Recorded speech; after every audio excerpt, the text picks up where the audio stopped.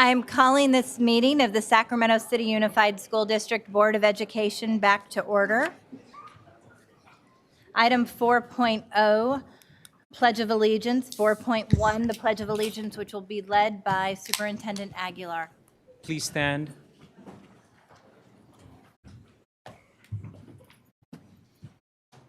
Ready? Salute. I pledge allegiance to the flag of the United States of America and to the republic for which it stands, one nation, under God, indivisible, with liberty and justice for all.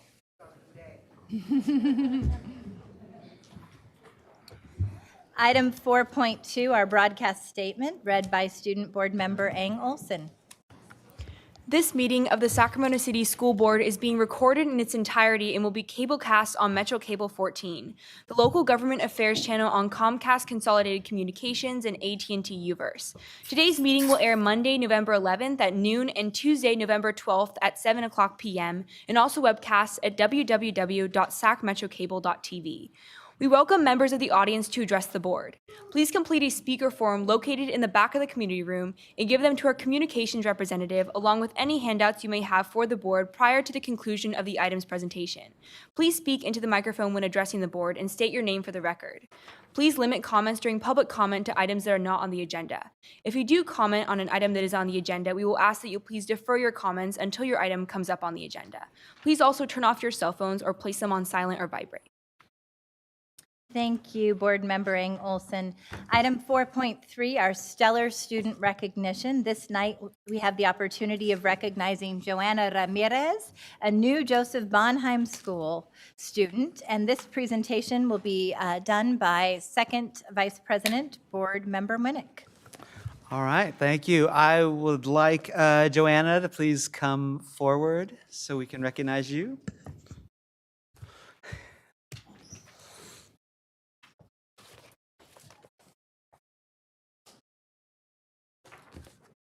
Awesome. Well, I'm very excited to be able to present this tonight, and I'm especially excited that you are a student at NJB, and I know you guys are doing awesome stuff. And so I am first going to read a little bit about you, and then I'll give you the opportunity to speak, and then I'll come down to present you with a certificate.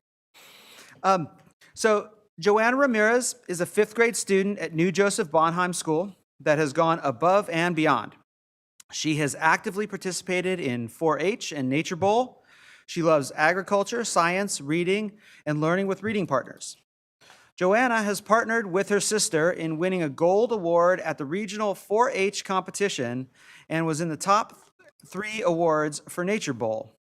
She has been a kindergarten buddy and mentor who represents New Joseph Bonheim with pride. Joanna demonstrates her leadership daily, and her principal and peers recognize her for her friendliness and her kindness.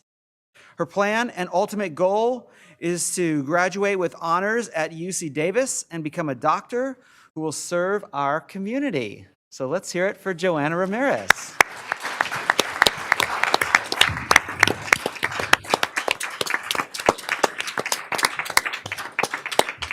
So if you'd like to tell us a little bit. I'm especially curious about your 4-H awards and stuff. So why don't you tell us a little bit about what you've been doing? So I've been doing 4-H since I was in 3rd grade. And thanks to Miss Tony, we've been able to be doing competitions and to work with other schools in competitions. That way we can learn about agriculture and different plants and animals in 4-H.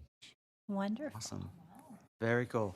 And I'm glad you have your supporters, your fans standing up here with you. I'm going to come down with this certificate, and then maybe we can get a picture.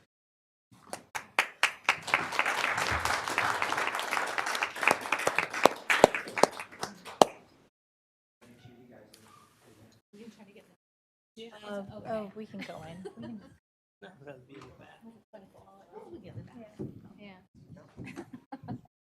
Oh, wait.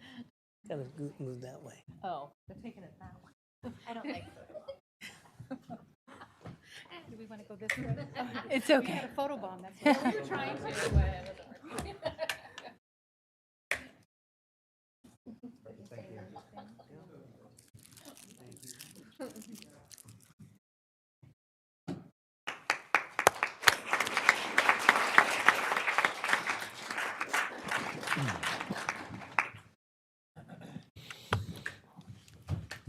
Congratulations again, Joanna. We're so proud of you.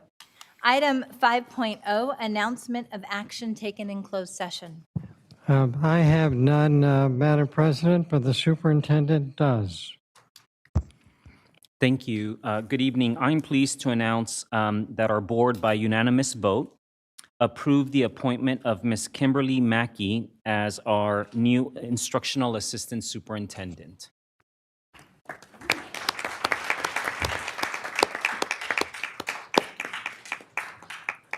Congratulations, Ms. Mackey. We're so grateful to have you joining our team. Item 6.0, agenda adoption. Do we have a motion to adopt the agenda? Do we have a second? Student preferential vote? Aye. All those in favor? Aye. Motion carries. Item 7.0, public comment. This public comment is on all non-agendized items. We have 2 minutes per speaker. Ms. Elliott, do we have public comment this evening? Yes, we have 9 public comments. No, I said, Sorry, we have Mr. 10 public Elliott. comments. Please line up behind the podium as your name is called. We have Janice D., Trudy Moore, Frank DeYoung, Cecile Nunley, Sarah Williams Kingsley to start.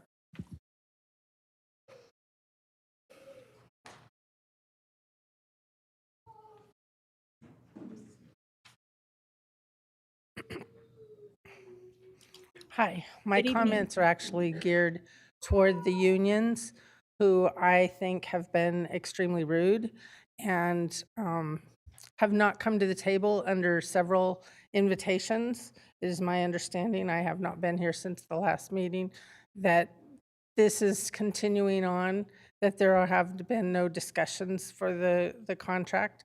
And in my opinion, they're acting like a bunch of 2-year-olds and not coming to the table, or they can't solve any problems unless they do come to the table. I think that Mr. Aguilar has been polite in asking for and inviting him to the inviting them to the table to discuss what needs to be discussed, and get your together and get to the table. And the idea that each of you have to talk at one time instead of all coming together is ludicrous. We are way past the timeline and the time frame of when things need to be taken care of. And it's crunch time, people. Get your into the seats at the table and talk about it.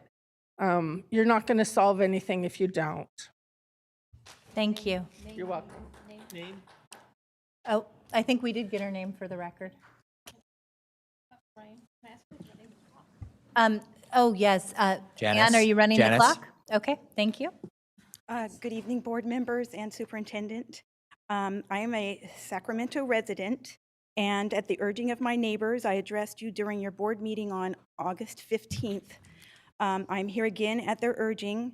We want you to know we've submitted 3 California Public Records Act requests to your staff. They were delivered in person and by email on October 3rd, October 7th, and October 14th.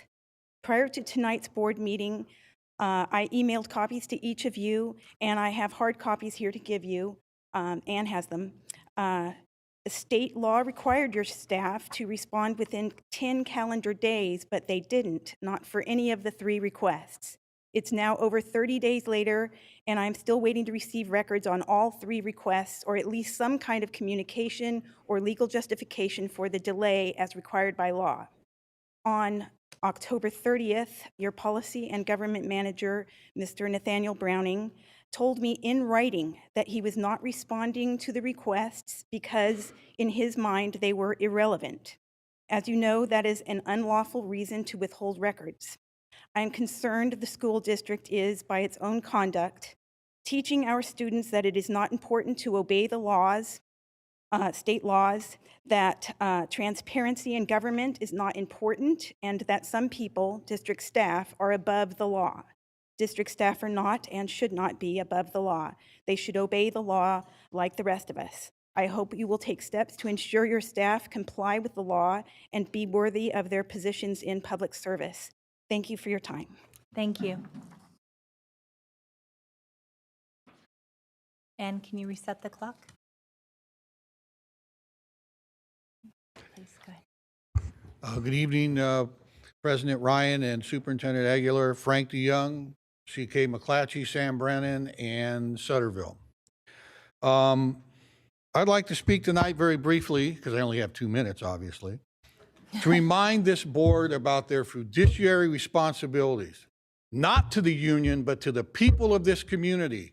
And that means parents, children, and retirees who they pay in their taxes for this school. So they have a right to expect a return on investment.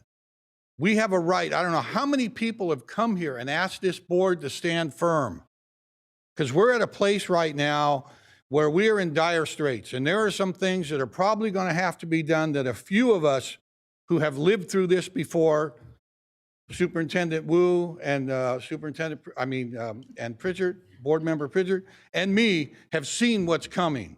We know what it's going to be like. The union doesn't care. The union only cares about one thing: money and power. Don't let them kid you. They're not about the kids. They're not about the teachers. They're not about the parents. What they're about is they want their money and they want their power. Well, you're sitting there because you represent us. They don't. And any board member that chooses to go rogue, I got news for you. When this is all said and done and the parents are yelling and screaming about what's happening to their children, be sure you remember to say you were part of it, that you felt this was a good idea. And I can't say it any stronger than that. And thank you for your time. Thank you. And if you can reset the clock, thank you. Okay. Oh, good evening. Good evening, Board President Ryan and trustees. There's a few things, and I know that there is so much that is almost hostile out there. And I thought sometimes when things are hostile, what you need to do is really focus back on what can we celebrate. And so I started thinking about what can we celebrate. And some of the things that I think back earlier this year, this entire board voted 7-0 to support Superintendent Aguilar and gave him a positive evaluation. That's something that is cause for celebration. Number two, we've seen assessments that have started this year. It's been years on some of these assessments, and we're starting to see those assessments happen now. That's great, and that's something to celebrate. And we need those because we know that with those assessments, that it supports equity and it also supports student achievement, which is one of the goals of this board. The other thing, we now have a new CBO. Thank God, we need that continuity for our district. We need that continuity with our superintendent. We need that continuity with our CBO. This is a great foundation for us to keep building, but we need everyone to stick together and make sure that we continue to build. So I'm asking the board, following on with Frank, and I know he was so passionate, and it's deserved passion, because we need for all of you to work together and stay the course. Thank you so much. Thank you.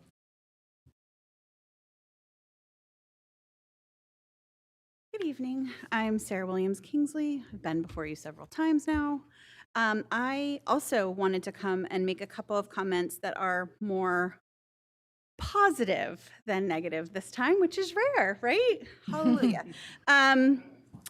I'm going to start with also praising the assessment plan after months and months of asking all of you to make sure that the superintendent and the staff were rolling out a robust assessment plan that put us in a position where we understood what was happening in the lower grades and that parents were given tools to assess whether their children were or were not on grade level, and that across the school district we can see how we're doing with early literacy and math. I'm thrilled to know that it's being implemented, however challenging that process might be. My own child had his teacher give him one of the core assessments, and the data was really useful, and I'm really thankful that that is now a tool that our teachers are using.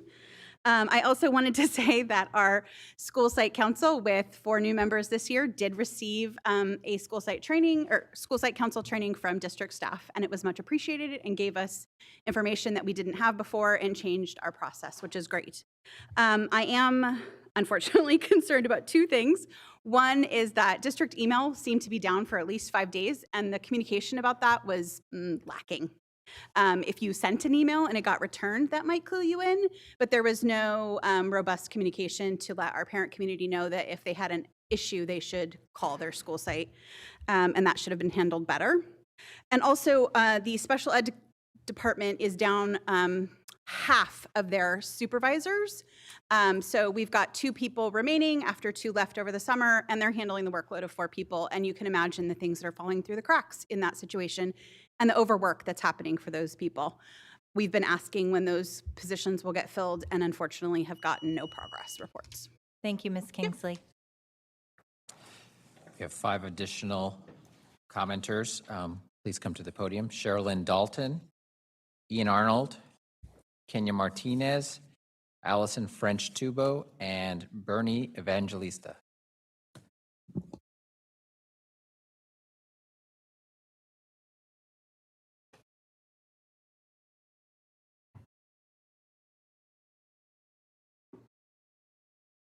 Good evening, board. I haven't seen you guys in a minute, but I'm back.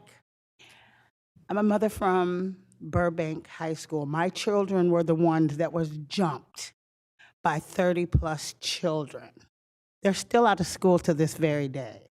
My son just got home structure school because your staff failed to expel all the children that were involved. There was kids still in my son's first, third, and fourth period, but they didn't suspend my son, but they suspended my grandsons. Now, I got a video showing how they got jumped, and a teacher who left them unattended got jumped by 30+ children. They didn't even care that that was a staff member of yours. And to see this picture, to see this video, it just hurts me. And that's why my son or my grandchildren will not be back in that school because they're not safe. But you got your principal telling me that he's red line. What is red line? That doesn't have no behavioral term in what I was taught. Red line to me is segregation. So he needs to use his words wisely. I don't care if he sleeps with an African-American woman, but you use your words wisely when you talk about mine or any other of color. And nobody's done nothing about this yet. Only thing that's got something done about it is Caleb, my son, who has an IEP, who's now down from, they're not getting the education that they deserve. But they're getting calls on my phone every day that they're truant. How is that possible? Thank you. Can we ask that Nathaniel, please? Yes, I was get going her to ask if we information? can get your information for constituent services. And Stephen Brown as well. Oh, yeah. Okay. Stephen Brown has been working hard. Okay. Good evening, President Ryan, Good to hear. Superintendent Aguilar, board members, Ian Arnold. So I've been up here and spoken a few times about the fact that it's absolutely abhorrent that California is 41st in per pupil spending in the United States. Kids in New York State are not worth twice what California's kids are. Kids in Wyoming are not worth 79% more than our kids are. Kids in Mexico are not worth 3% more than our kids are. We need to find a way to fix that. We need to work together to do it. I want to recognize that the board took a strong stand a few weeks ago in endorsing unanimously the communities and schools first. And since you have done that, what I'd like to do is have you all sign our petition endorsing that.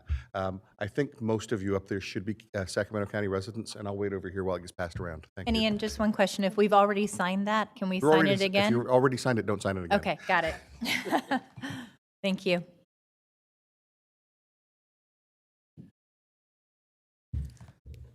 Good evening. Got it. Go ahead. Okay. Good evening. My name is Kenya Martinez, and I'm coming here to talk about one issue that I felt happened So I think it was last week, the superintendent, CAO Christine Beta, and board member Borowski went to McClatchy High School to talk about the subs and had a parent meeting. And I just have to tell you that I am utterly disgusted. The fact that you would go to McClatchy High School to talk about the lack of subs at that school when there are so many students, Black and brown students, students with disabilities who are being taught by uncredentialed teachers, that you would make McClatchy High School a priority and not students with disabilities a priority. I am thoroughly upset from the bottom of my heart that you guys went to the school actually to coddle, in my opinion, coddle those parents when my students, students with disabilities, students of color, go without teachers every day, and you guys don't pay attention at all whatsoever. So that's the first thing I wanted to discuss. The second thing is the fact that you haven't had an email system for the last 5 days. We are not living in prehistoric times. I don't know who is not doing their job, but the level of incompetency, the fact that you guys don't address it, it's disgusting that we would go 5 days without emails in a urban school district with over 40,000 students.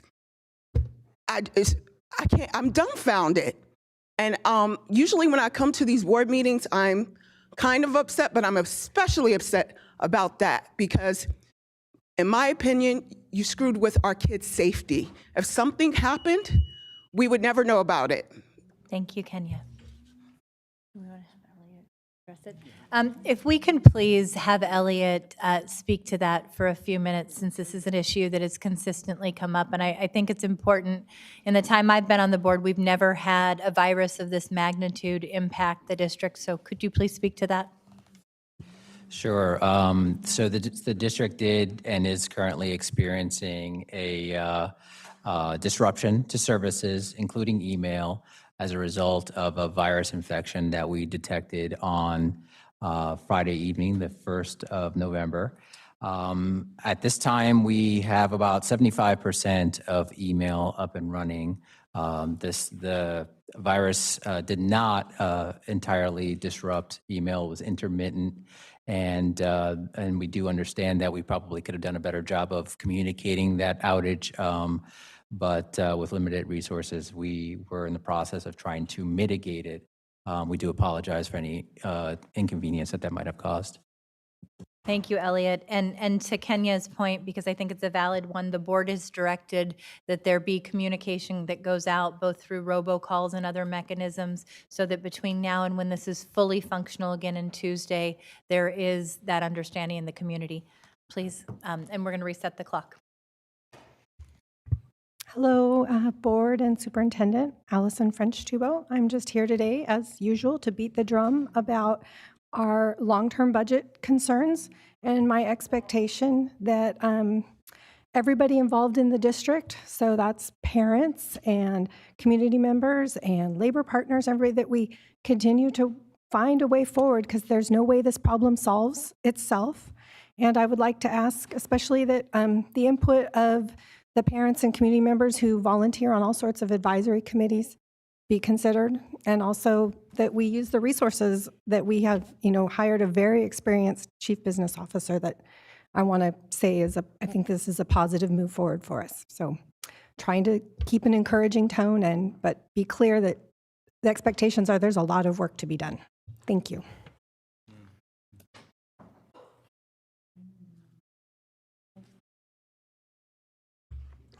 Superintendent Aguilar, board members, good evening. I'm Bernie Evangelista, the principal of the California Montessori Project, a kindergarten through 8th grade independent charter school located at the Thomas Jefferson campus. We have been there since 2006, and I am very happy to report that today we had our Fun Run fundraiser, and part of the proceeds we are going to use towards campus beautification. So I'm here to just extend an invitation to each and every one of you to come visit our campus and see the Montessori students in action. So thank you. Thank you very much for the invitation. Do we have any other public comment at this time? With no other public comments at this time, we are going on to item 8.1, employee organizational reports. I don't have a list of the SCTA topics.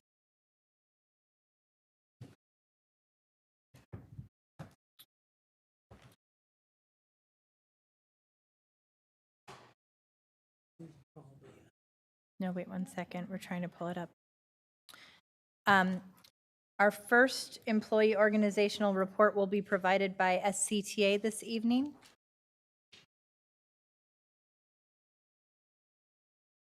On the topics of Safe Haven School District, making Sacramento City a world-class school district, vacancies, fiscal transparency, and accountability. Hello. And if you set the clock at 15 minutes, please. We won't need that, but thank you.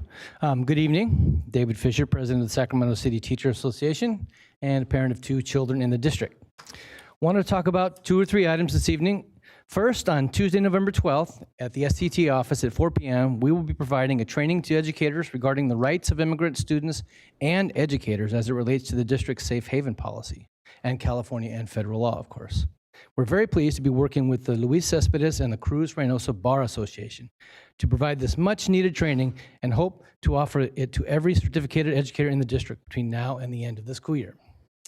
Second, in the back, we have flyers and a copy of an invitational letter from County Supervisor Phil Cerna inviting interested parents and community stakeholders to a community forum we will be co-hosting at the former Fruit Ridge Elementary School on December 12th at 6 p.m. It is our belief that if Sacramento is going to truly develop into a major league city, we need to have a major league public school system.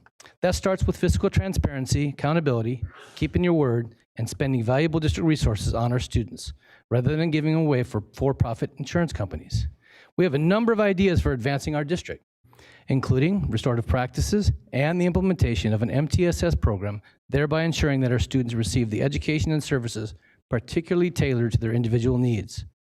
We were also encouraged to see that Senator Kamala Harris will be introducing a bill very similar to our proposal to create opportunities for before and after school programs where parents can enroll their students in schools near their place of work in a community schools model and in partnership with state, private employers, and the district. Finally, we are very pleased that a number of organizations have agreed to co-sponsor our forum, including SEIU, Local 1021, the Sacramento Central Labor Council, Greater Sacramento Economic Council, the Los Rios Federation of Teachers, California Teacher Association, the California Federation of Teachers, Youth Forward, and of course, Supervisor Phil Cerna. We hope to see a lot of people there on December 12th. Thank you. And Mr. Fisher, you said you have flyers in the back of the room, December 12th? Yes. Correct. Thank you.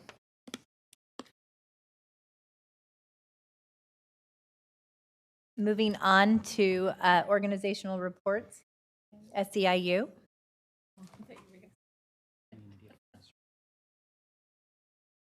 Okay, great. Hi, good evening again, Superintendent Ryan. I'm sorry, Superintendent Ryan. Somebody said it earlier and I just stuck. We're all a little tired Yes. today. Don't worry Evening, about it. everybody. So Ian Arnold representing the classified employees from SEIU Local 1021. Not a whole lot to report. We are glad to see that our backlog of grievances is moving now that we have a new labor relations director. Some stuff has moved through mediation. We're not necessarily satisfied with the outcomes, but we're at least glad to see the process moving because we've been sort of stuck for a while. But the big news is it is that time of the year again, and our canned food drive is underway. Excellent. And we want to remind everybody that every single year that we've done this, and it's all about bragging rights. Transportation won the first 3 years in a row. Maintenance and operations has won the last 2 years. And the Cerna Center with the highest paid folks in the district comes in last. You got to do better, folks. So can I ask you, Ian, how many pounds was it last year, the winning pounds? You know, I don't remember how many it was that won. I think it was 680 pounds. Okay, so we gotta up our game. Yeah, I need you guys to throw my back out when I come to pick this stuff up. Thank you. Thank you for your partnership. Mr. Ian, Mr. Arnold, I just want to, if you can just be a little bit more specific. I know that in the past you have described the most needy products, things that you think our community needs the most of. Can you maybe just speak Yeah, on yeah. I that? mean, obviously, canned goods, anything that'll last, rice, beans, things like that. We do also accept diapers. So what'll happen is we'll get a phone call and we'll hear that we have somebody who's, been hurt, no longer able to work, is not currently collecting any kind of a paycheck or is collecting very little. And then we'll find out that it's a family of 6. They've got a 16-year-old, a 14-year-old, an 8-year-old, and a 4-year-old. And so we will make the appropriate adjustments to the food boxes we bring them. We attempt to bring, we attempt to bring about 2.5 weeks worth of food and paper goods. And then we also collect checks because then we run down to whoever's got the best sale. This time of year is always great to buy turkeys. After Christmas is even better to buy turkeys. And then sometimes of the year we can get sliced food, et cetera. And we always try to provide milk and eggs. So, but canned foods and dry goods that will last are really what we need. Thanks. And cash. Thank you so much, Ian. And I just had a memory that flashed of the buses donated to Haiti the other day, another amazing partnership with you. So thank you. Yes, and actually I want to say on that, we're currently looking for fire trucks because the whole village almost burned down about a year ago because there are no fire trucks. We have a fully staffed fire department, but no fire trucks there. We did have our hands on 2 fire trucks in Ventura County, but wildfire season came back and the state took them back. So Okay. we're not going to be asking you for help with that, but we might be asking you to say, hey, they did the right thing with the buses, so let's do the right thing with fire Courage with the trucks. city. Yes, perfect. Thanks. Thank you so much. TCS. Teamsters. UPE. Okay, we have none of those present this evening. Moving on to the District Parent Advisory Committees. Community Advisory Committee.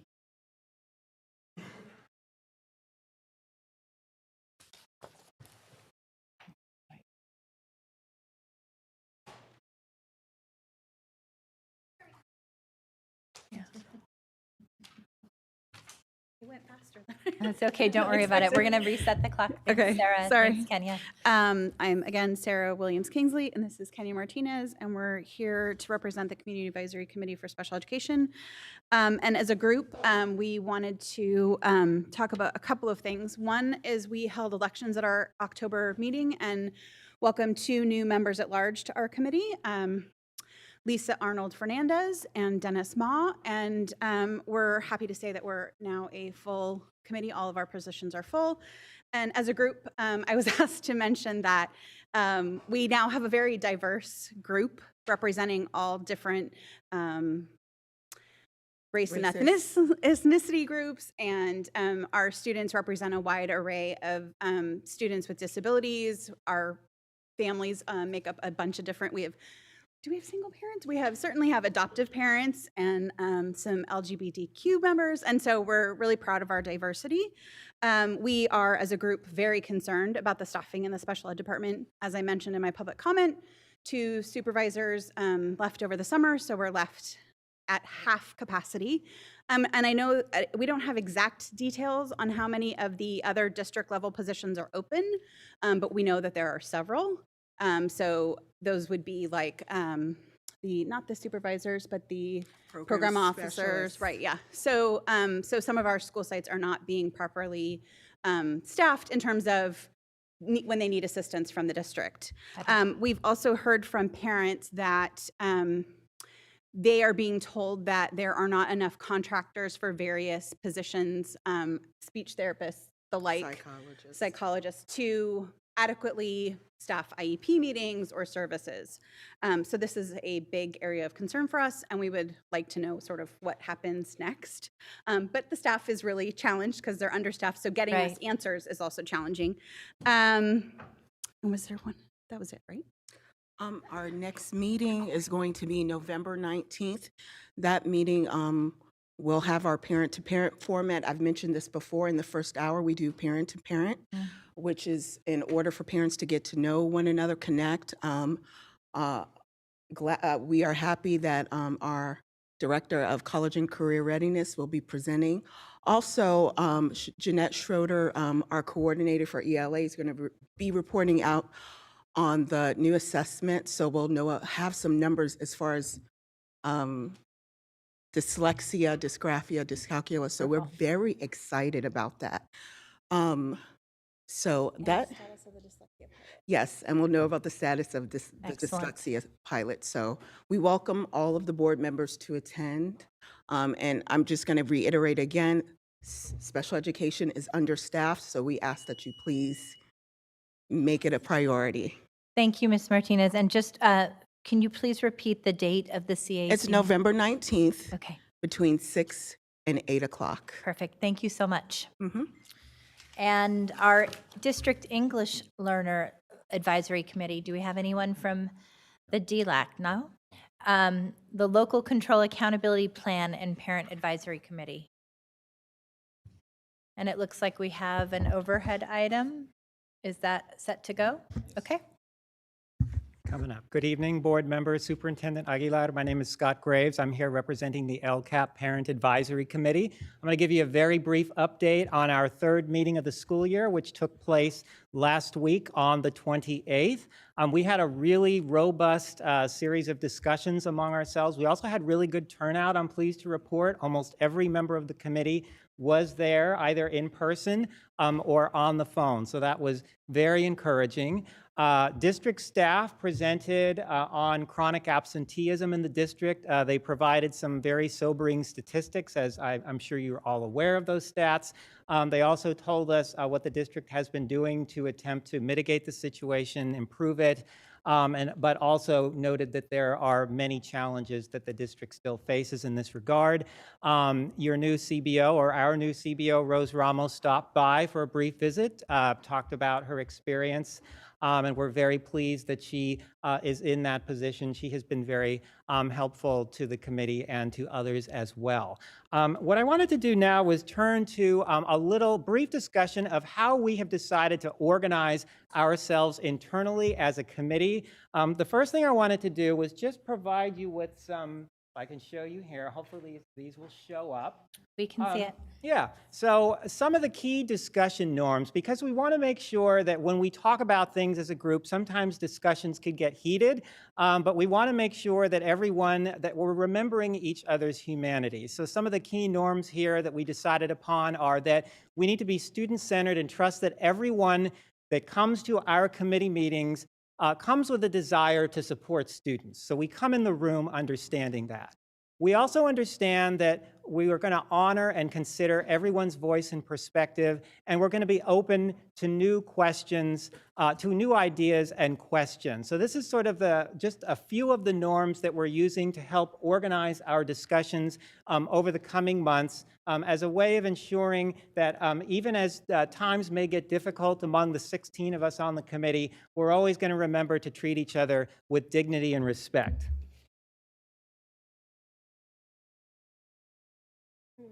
I also finally wanted to point out that we had a very animated discussion about a key role of our committee, which is to provide one voice in board communications, including by reviewing the LCAP draft and providing feedback to you, the board, and the superintendent. Among those who have been on the committee for a while, I'm a newbie, this was only my third meeting.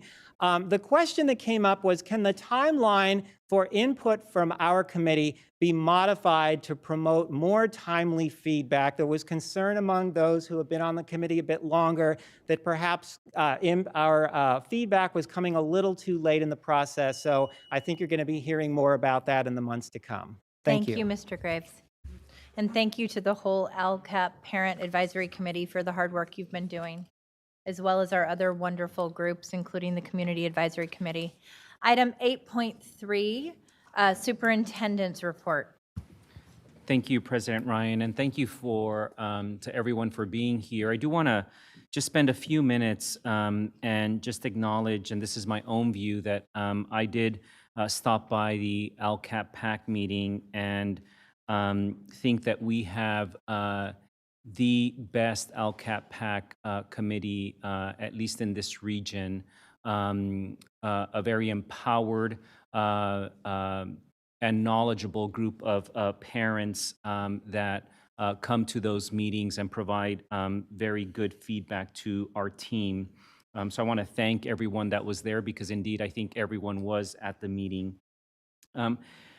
Because the focus is on our students, the last board meeting I did talk a little bit about my hope that our community will continue to stand, just as you've asked us to stand firm and united on certain issues that I want to ask you to stand firm and united in holding us accountable on issues related to student achievement and student outcomes. And it just so happens that the next presentation on the agenda is related to SBAC scores of our students. And I want to just remind, just as Mr. Graves used some of the wording in his commentary, that while you're going to see a lot of data presented, a lot of numbers, that the board and I have always felt that, yes, we will become a data-centric organization, but that behind n sizes and numbers and numerators and denominators, there are individual stories of individual students and families. And so as we prepare to hear from our staff, talk about a summary of our SBAC scores, that you keep in mind that those numerators and the denominators all represent the lives of individual children and their families. And we take that very, very seriously. So if you see 50%, we are thinking about every single student that is in the numerator and the denominator. I hope that everyone that is in the audience at this time will remain in the audience to listen to that entire presentation. We will always celebrate bright spots. We will always celebrate pockets of excellence, if you will, but we will always recognize and stay firm and committed to deserts of despair and areas in which we know that we have to do better, and we expect our community to hold us accountable. First and foremost, hold me accountable as your superintendent, but I think I can speak for the board that we look forward to being in that position of being held accountable by each and every one of you in the audience today. So again, I hope that you will all remain for the next presentation. Thank you so much, Superintendent Aguilar. Item 8.4, the President's Report. I won't take much time this evening. I am so happy to hear the Superintendent talk about the need to address this recognition that there are pockets of excellence throughout the district, but for the majority of students, low-income students, students of color, we know they quite often have inequitable opportunity, and that in fact your destiny can be determined by your zip code. And that this has in fact been a troubling reality of the district for several decades, a reality that goes back to my time when I was going to Sac City schools, to many of our educators' times when they attended Sac City schools, and to date, when we see our low-income students and families asking to have an equal opportunity to reach their full potential, and recognizing that based on the school they go to and the resources that those schools have, it will determine, in fact, whether or not they are able to become all that we know that they can be. One bright spot has been our elementary athletics, because as we know, while the opportunities in the classroom are critical to student success, it's everything else that makes a full student experience. It's enrichment, it's athletics, it's having access to music and arts programming, often after the school day, that really inspires our children to come to school each day.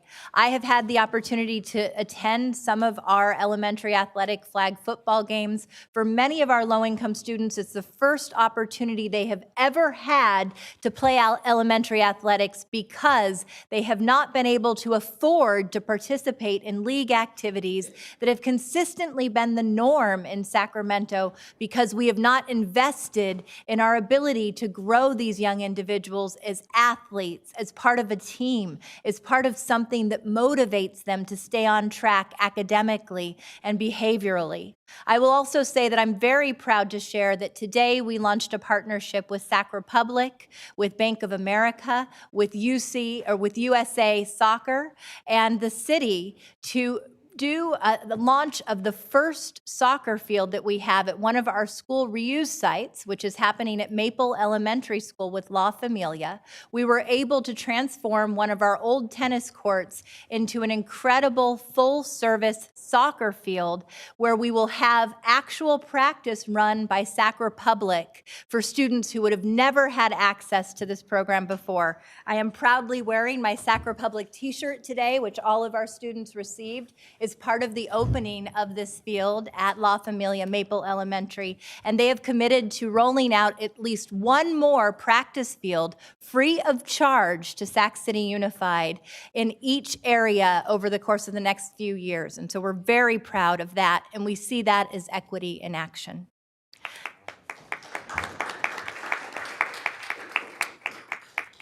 Item 8.5, Student Board Member Report by Student Board Member Olivia Ng Olson. Thank you, President Ryan. On October 27th, last week, Governor Gavin Newsom declared California in a state of emergency due to the effects of unprecedented high wind events that have resulted in fires and evacuations across the state. For many students across our district, this statewide announcement brings back memories of the Paradise and Butte County fires last fall. On Friday, November 16th in 2018, SUSD finally closed after days of already hazardous air quality. The Thursday before, on November 15, the air quality index was 314, and anything above 300 is considered hazardous. I remember walking the halls of McClatchy, and the air even inside the school was gray and cloudy with smoke. The district kept school in session even when the air quality was unhealthy and borderline dangerous, announcing, "We will be keeping all activities indoors and minimizing the opening and closing of doors. We will also be limiting all physical activities for students." Meanwhile, Sac City College across the street from McClatchy had already canceled school for its students, who are adults. And the American Lung Association states that children face increased risks from air pollution because their lungs are still growing. Along with many other students, each of my classes are on opposite sides of a partially outdoor campus, which involves walking for 5 to 10 minutes to the outdoors between each period. And doors can't be closed if you need to let over 2,600 students from McClatchy High School walk in and out. Students were breathing through their shirts or using thin masks, neither of which are sufficient methods for blocking out the bad air. The New York Times wrote that the state public health department recommends P100 masks and N95 respirators, both of which are approved by the National Institute for Occupational Safety and Health for use by firefighters. No masks were provided for any students or faculty who were breathing the caustic air for more than 6 hours in the day. Schools should have been shut down before that Friday, and it scares me and other students that we are approaching the anniversary of this event last year, and there is no measure in place to prevent this from happening again. We need to have a set standard by which we cancel school, and if we already have one, then we need to revise it, because an AQI of 314 is extremely hazardous, and last year we were still required to go to school on that Thursday. I suggest the district establish a clear policy for what levels of air pollution trigger school closure, and how much advance notice students and parents are given regarding that school closure. The second point I'd like to bring up tonight is still along the lines of student health and school environments. It's pesticides. Some of my classmates and I were recently looking over the student district handbook and student health services and saw the list of pesticides and herbicides used on district campuses.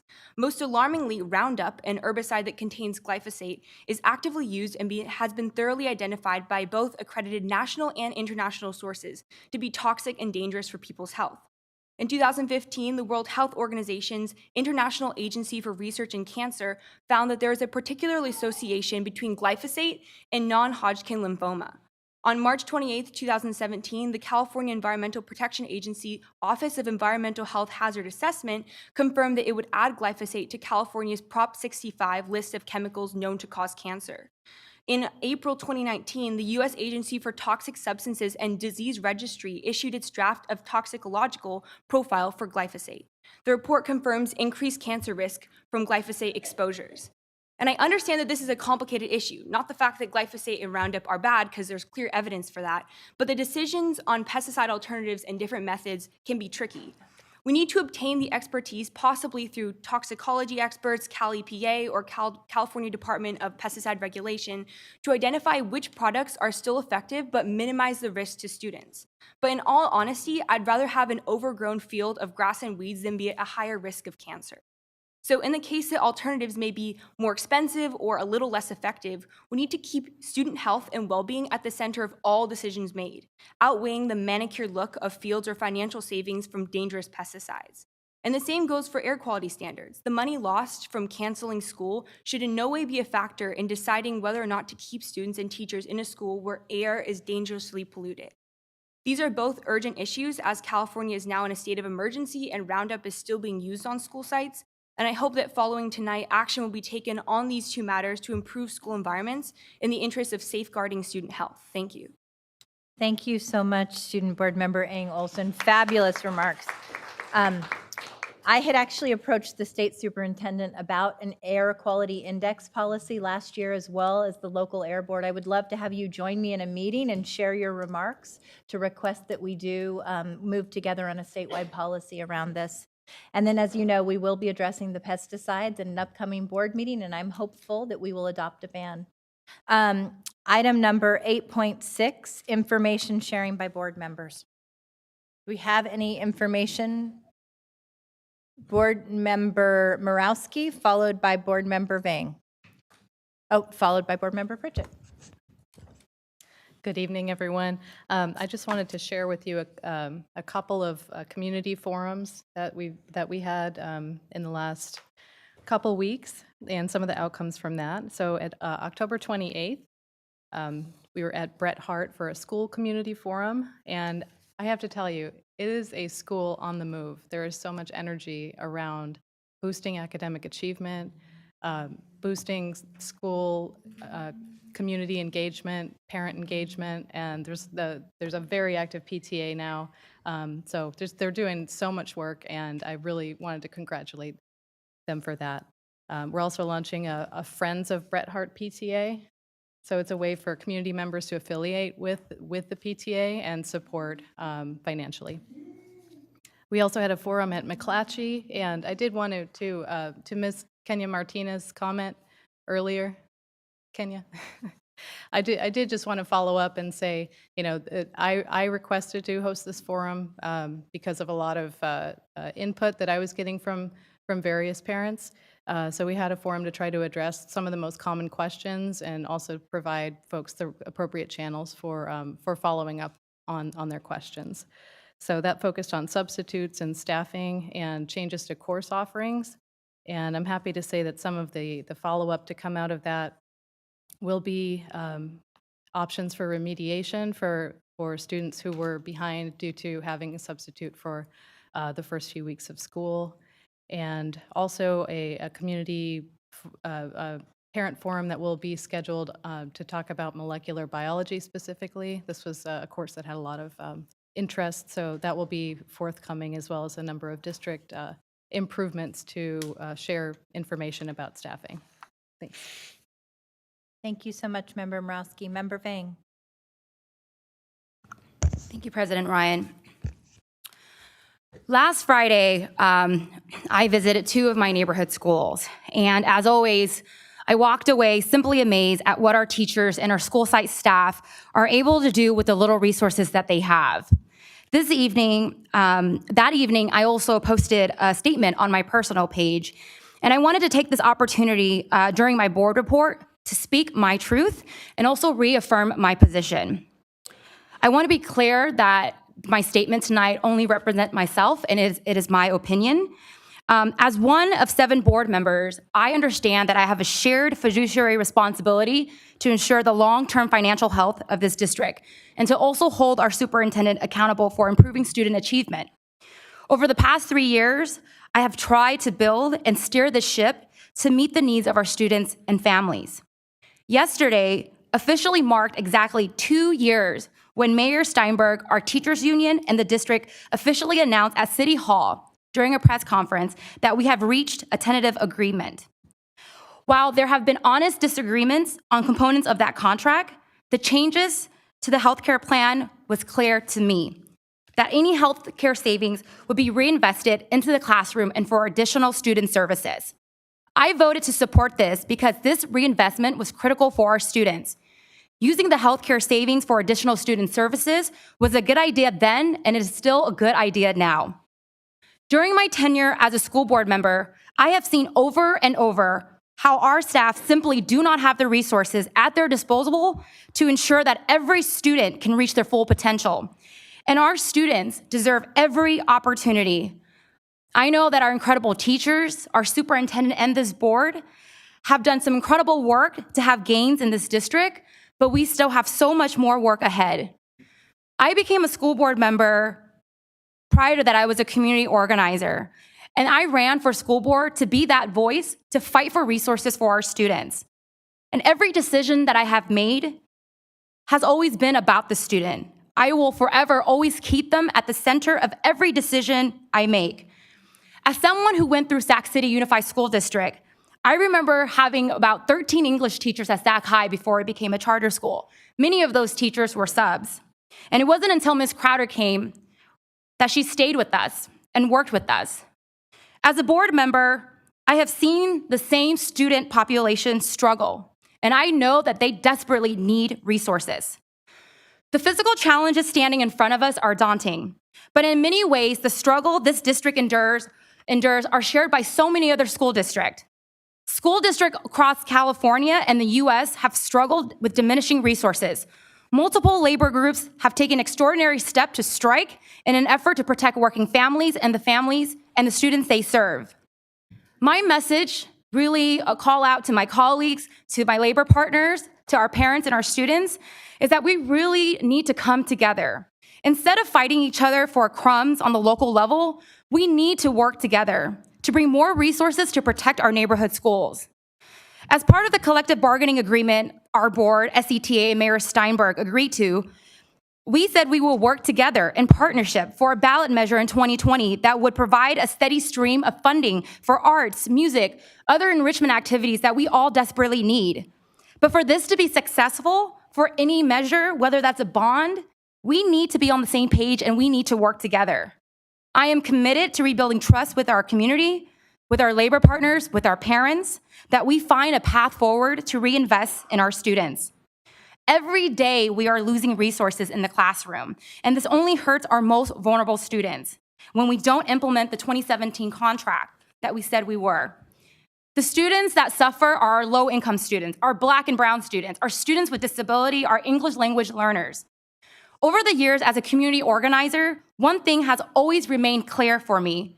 When our community, and I'm not talking about the board or just labor partners not getting along, but when us at Sacramento, when we're divided, we all lose. And at the end of the day, it's our student that lose, our most vulnerable students. We cannot achieve our shared goals of equity, of social justice for families without coming to the table together. The time is always right to do what's right. And that's keeping our promise to ensure resources goes back into our classroom to protect our neighborhood schools and our students. Thank you. Board Member Pritchett. Thank you, President Ryan. I just want to bring something to everybody's attention. This morning's headlines on KCRA News as I was getting ready for work states possible school closures for Twin Rivers. Have you guys seen it? You know about it. You know, this district, Twin Rivers, they claim that they have a $3.8 million deficit and they've made $16.9 million in budget cuts. Twin Rivers is proposing to close 19 schools in their district. That is the district that I graduated from. And in fact, one of those high schools is my alma mater. This is a mix of elementary, junior high, and high schools. Now, I've been on this board for 7 years, along with Member Wu, and I'm going to bring you back to 2013, when we sat on this board and we had to propose to close 11 schools in our district. We were here till 3 a.m. listening to families crying for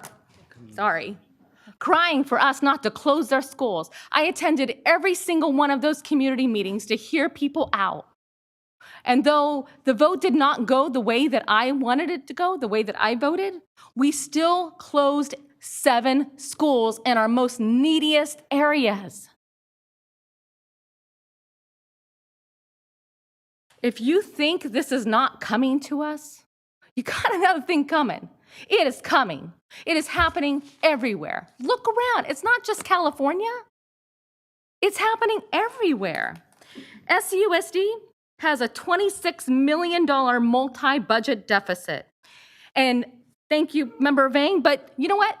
No healthcare savings has been achieved. So all this outside noise that we've been hearing has really been a deterrent for us to do what is right. And, you know, I said on this dais before, I've been through 3 superintendents and 1 interim superintendent. And our current superintendent has given this board more information than any superintendent and the community, more information so we can do what's right and move forward together.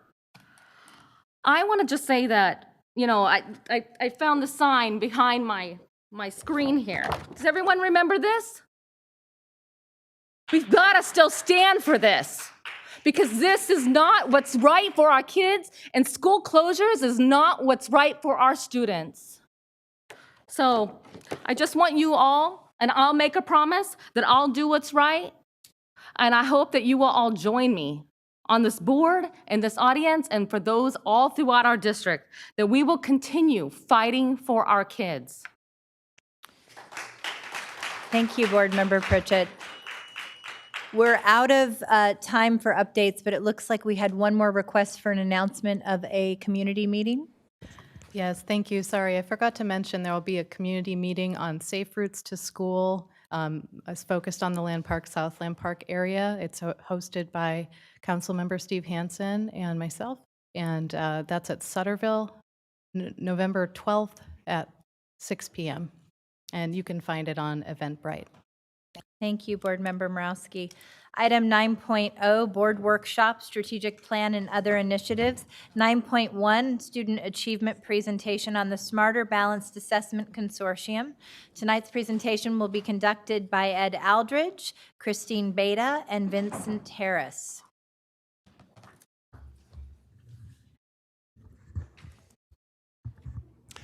Good evening, Board President Ryan, board members, and Superintendent Aguilar.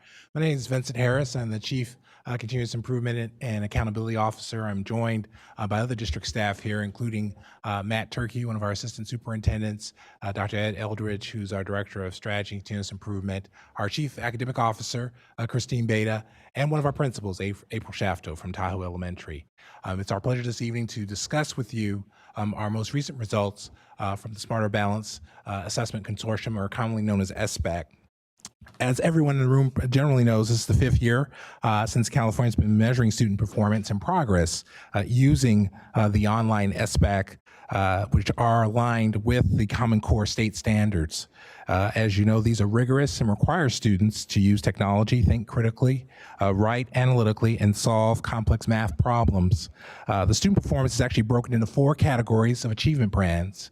Number 1, which is the proxy for not met, number 2 for nearly met, number 3 for met, and number 4 for exceed. What's important tonight is that we'll be talking about our students principally in categories 3 and 4. And as we think about this conversation, certainly the board, the community, and district staff all recognize we need to move more students into the 3 and 4 category. Our current performance is unacceptable.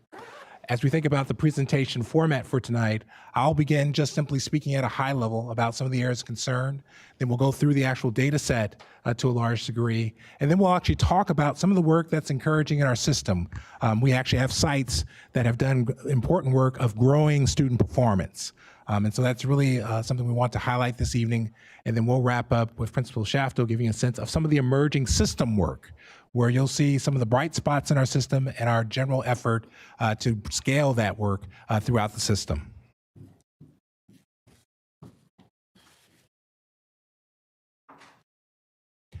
So in many of our presentations, we speak to the notion of the 3 things that are listed here in terms of seeing the system. System's perfectly designed to get the results that it gets.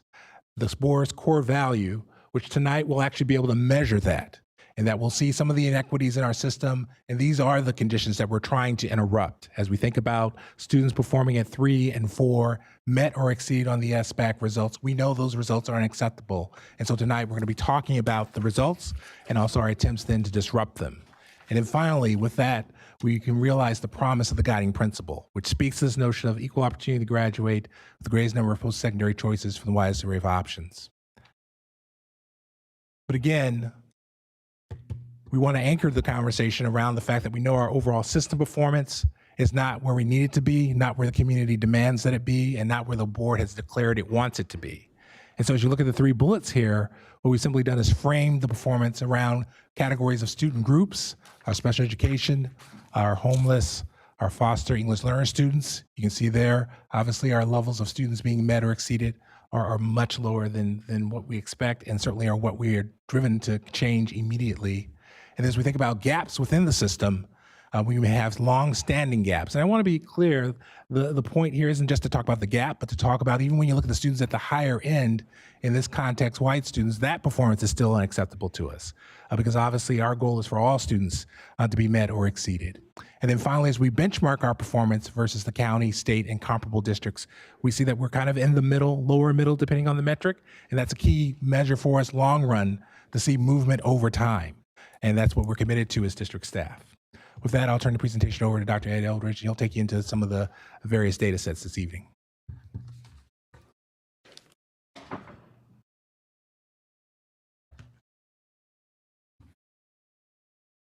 Good evening. As another way of helping to see our system, we reviewed our district's performance as compared to other districts with whom we collaborate, neighboring districts, and the performance of all schools in Sacramento County and the state. A quick glance at the ELA and math results for selected large urban surrounding unified districts revealed that SUSD falls in the bottom third of our comparable entities. Now, while there's a lot to do, our district did make a 3 percentage point gain in ELA performance, which is one of the highest in our comparable entities, and we also made a 1 point gain in mathematics. In this and the next few slides, we're going to highlight the results of our view of year-over-year SBAC results. Just as a point of reference, where positive year-over-year growth is identified, you will see the results highlighted with a shaded box around them. Now, our review revealed that based on the percentage of students who met or exceeded standards, the greatest grade level improvement was experienced at grades level 3, 5, 6, and 7, as the percentage of students meeting or exceeding standards exceeded in 18-19 than they did in 17-18. Results were mixed at grades 4 and 11, which both saw an increase in the percentage of students performing higher in the LA, but did not perform higher in math. And a level of concern was noted at grade 8, as ELA results were stagnant from 17-18 to 18-19, but actually decreased in math from 17-18 to 18-19. I'm sure. Now, this slide is organized by the variation in performance of our students by ethnic student group, and it speaks to the gap mentioned earlier in the presentation. There are significant disparities in the percentage of students performing at the top achievement level when considering race and ethnicity. For example, the white to black achievement gap in ELA and math is 42 and 41 points based on 18-19 results. You will see that the gap widened from 17-18, where the gap was 41 and 40%. So that's some work that we need to do. In reviewing the ELA results at the top of the slide, we see that the percentage of white, Filipino, 2 or more race identified, Asian, Hispanic, Native Hawaiian, and Black students who exceeded or met standards increased from 2017-18 to 18-19. In reviewing the math results at the bottom of the slide, we see that even fewer student groups, namely white, Filipino, and Hispanic students, experienced an increase in the number of students performing at the top achievement levels. A similar analysis was performed for student groups within the Federal Asian Ethnic Group Classification.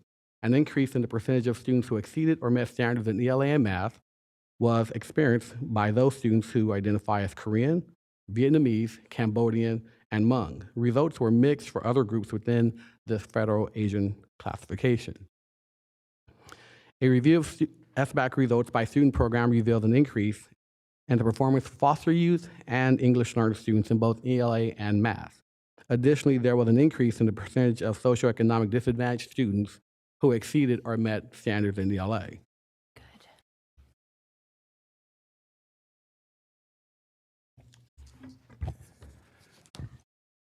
The next slide is really meant to drive home this notion of all students. And so as we talk about student achievement, ultimately, many ways to cut the data, there's many ways to disaggregate the data. This data pool, many of you remember, came out of conversations during our African American Achievement Task Force, where they pushed the conversation around. So what does it mean if we control for some of the variables? What does it mean if we control for attendance? What does it mean if we control for socioeconomic status? What does it mean if we control for no suspensions? Does that mean all students are achieving at the same level, which is one hypothesis that we wanted to test. And ultimately, as we think about this in the context of math or ELA, we see a difference. So for example, I'll point you to the African American bubble here, which speaks to students who have a 96% attendance rate or above, no suspensions. We're not socioeconomically disadvantaged. And so we see here the number grows from 24% to 50%. But in the context of our work, we still recognize there's a significant gap. So when you compare white to African American, and again, if you compare it to the absolute number, we still see the same gap, even if we control for some of the variables that one might say are positive to some degree. And so this actually is a call to action for the district to continue pushing into conversations at all of our sites about what does it mean to create conditions for success for all students, regardless of who that student is. With that, we'll now shift to some of the emerging bright spots in our system, and then of course to some of the system work. And with that, I'll turn over to Chief Academic Officer Bieda.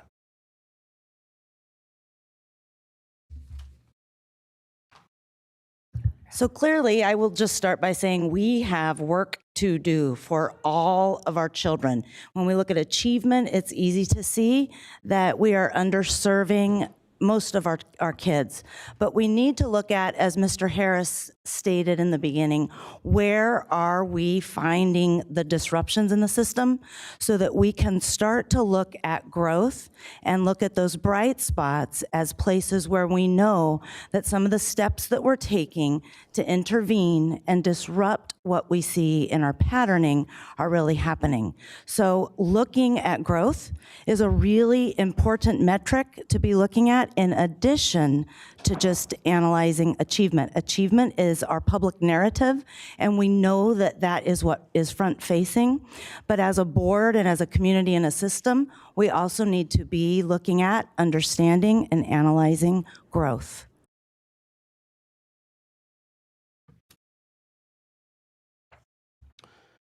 So while much of our analysis focused on the traditional disaggregation of students' results by the achievement levels such as standard exceeded or standard met, this type of analysis that we're showing you right now has a built-in limitation, that type of analysis has a built-in limitation of not accounting for growth that does not result in a student level change. The type of analysis that we're going to show you now focuses on growth, and it does account for that type of change. So to account for the limitation of just looking at the change in student achievement level, we're going to show you the difference from MET, which is also the basis of the California Dashboard Academic Accountability. So what you're seeing on the top line here is for Father Keith B. Kinney School, for example, in 2017-18, they had a negative 44 difference from MET metric, which meaning that on average, the students there scored 44 points just below the standard MET cut point. In 2018-19, the students scored 17 points just below the standard MET cut point, which means that from 2017-18 to 2018-19, they had a 27-point increase in the difference from MET growth metric. Now, when we did our analysis district-wide, we highlighted several schools in grades 4 through 6, and also in I'll do 4 through 6 first. Grades 4 through 6 ELA, and we looked at the top 5 schools that had that change in distance from MET. And so you're going to see Father Keith B. Kinney highlighted there, but you'll also see several other schools that made overall distance from MET increases significant for overall, but also by various student groups, such as economic disadvantage, English learner, and special education. And as we recognize our leaders and our teachers and the staff that is working to disrupt what we see in the patterning of underperformance for our students, what I'd like to take a quick moment to do is, I know that in our audience, I see some of our leaders who work so hard for our kids each and every day. And if we have any leaders or teachers or staff members in the audience who have their school names represented up here in our leaders in disruption and growth, I would please invite you to right now, please stand and let us give you a great big round of applause. Yay!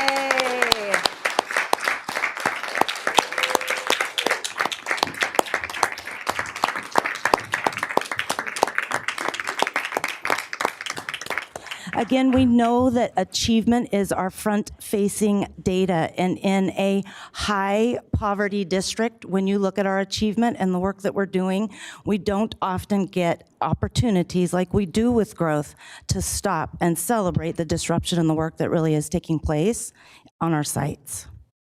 Thank you, Ms. Beta.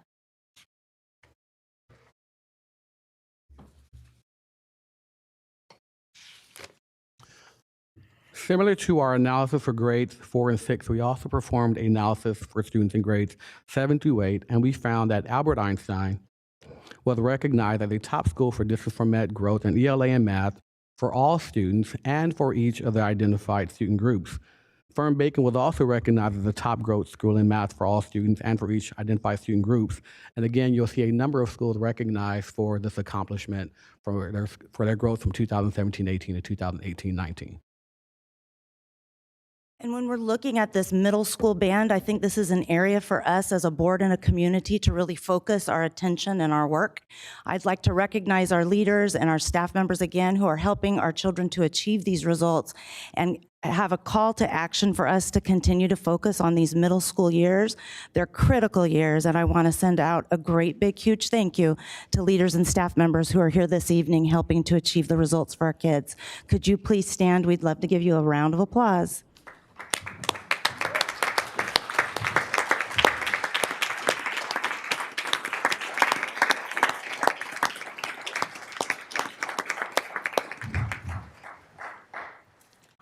Middle school is a really important and really tough space. And now, speaking of our fabulous leaders, I'd like to bring up Miss April Shafto from Tahoe Elementary School. This is my mother's alma mater, and it's my mom's birthday. So it's an absolute honor to have April come up and share with you some of the systemic work that is helping to lead this disruption.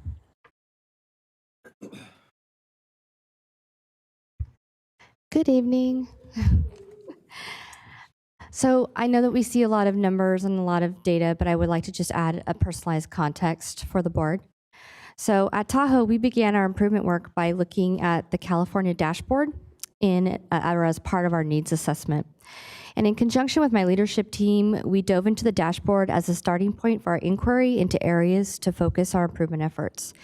In looking at the dashboard, we could see that our math performance outcomes were less than desirable, as demonstrated by the orange indicator. It was clear to us that we had a need to really focus on math. From here, we had more questions about our math performance as a site. We wanted to know how each grade level performed independent of the summary data, and we were interested in digging into more specific data in terms of our student groups.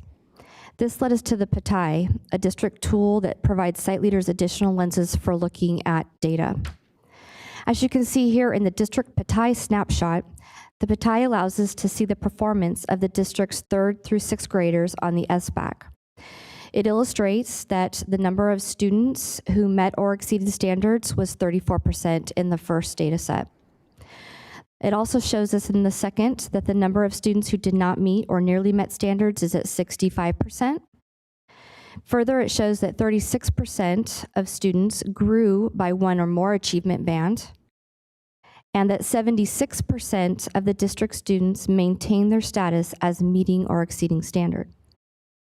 Finally, and perhaps most importantly, we can get a better look at how disproportionately our student groups are represented within the meeting or exceeding achievement band by looking at the disproportionality tab for this data set.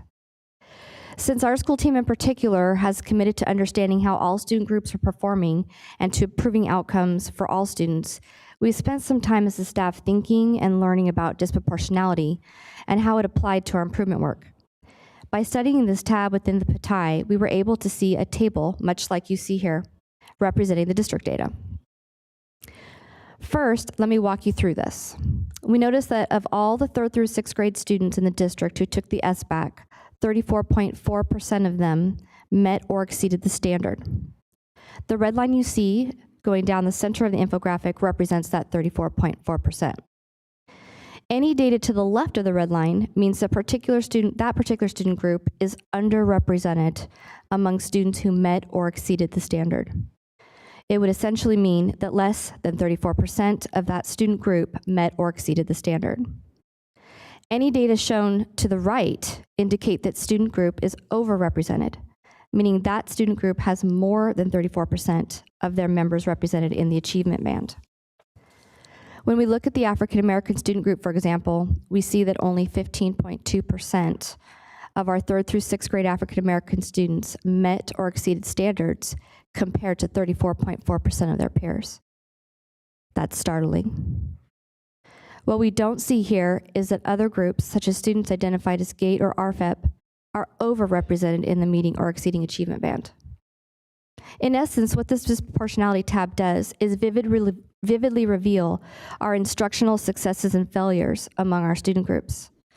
For Tahoe, our disproportionality data helped my staff and I better understand and identify where we were struggling to impact in a positive way some of our most disadvantaged students. With this information, we began to look at our system to try and identify what was happening at the ground level that was within our sphere of impact that was actively contributing to poor student outcomes. Over several months and working in partnership with my leadership team, my staff at large, and site council, we identified what we thought were some of the most significant root causes contributing to poor student achievement and disproportionality among our students. We prioritized these and began to narrow our focus towards the creation of an aim statement that would address our greatest area of concern. We drafted, we redrafted, I pulled my hair out, some eyelashes too. We revised and edited until together we came up with an achievement aim that was measurable, specific, time-bound, and attainable. We wanted to be clear in our aim. We wanted to make sure that we knew what we were trying to accomplish. And we wanted to make sure that the change we implemented, we would know that it showed improvement. This became our first goal in our school plan. For Tahoe, the process of implementing improvement work has really been more of a learning journey. Together with our staff and school community, we've learned to look at our failures as opportunities to study what went wrong and learn from these mistakes. This has been difficult.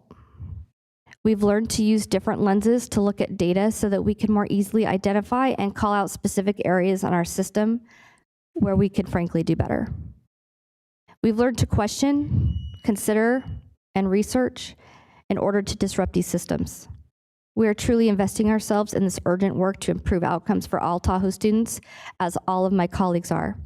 And we will continue to do so as we implement and monitor our achievement goals. Thank you. Thank you so much. So as we work to ensure that we are providing equitable and rigorous learning opportunities that will lead to academic achievement for each and every student in Sacramento City Unified School District, you can hear that we do have in process some work that is starting to disrupt our system, and we hope and know that that's going to really start to happen this school year.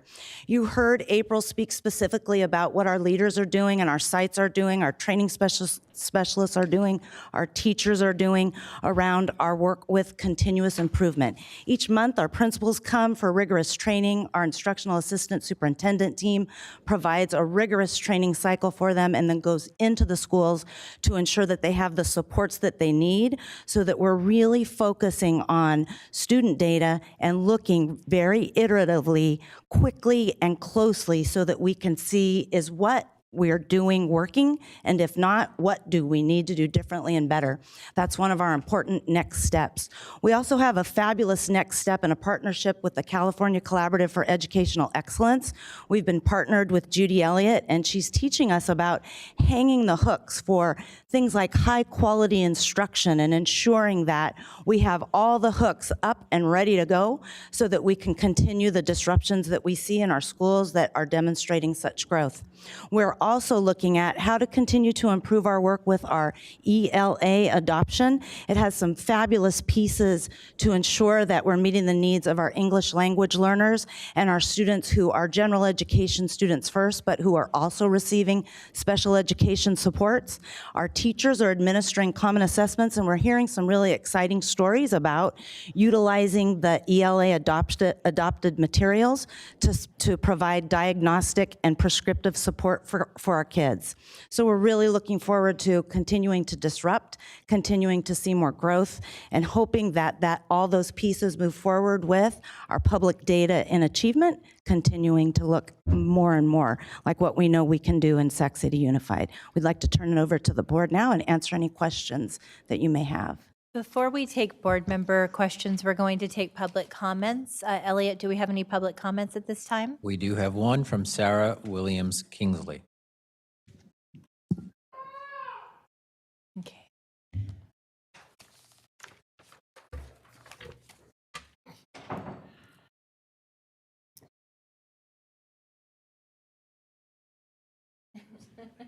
Feels a little strange. Hi, everyone. I'm here because my own child's school had the greatest year-over-year decline of any school in our district this year. I've been up here talking about my child's school over and over now for several months. We have a suspension problem. We have an attendance problem. Our year-over-year data on the CASP for, let's see, for English, it went from 39.49% at end of year 2018 to 32.14% in 2019, a 7.35% annual decline in 1 year. And in math, we went from 38.85% standard met or exceeded in 2018 to 30.3% in 2019. Ms. Kingsley, will you remind us of the school that your son is My at? child attends Isidore Cohen Elementary Cohen, School. thank you. It's a small school in East Sac, has an enrollment of about 270 kids. 25% of our students are students with disabilities. 25% at least of our students are Black. Several more percentage points are other brown children. Our free and reduced price lunch is at 86%. It's a school that has serious problems. I've been on the school site council for 2 years. We have a significant amount of money to spend for a school site of its size, $131,000 in our SIPSA to allocate to various projects. We are not seeing progress. And I know that our school site is a part of the MTSS pilot project, and I'm on the school site council, but I want to, yes, you're promoting the schools that are seeing increases, but I want you to know that there are schools that are not seeing those increases. Thank you, Ms. Kingsley. And I think when we get to our board member questions, we can address some of that. Thank you. We do have one additional comment that just came in from Allison French-Tubo.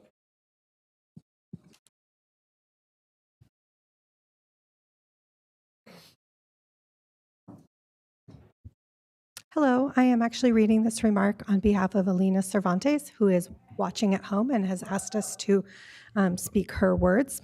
So as she says, many parents are watching live from home and are asking me to speak. Here's my 2 cents.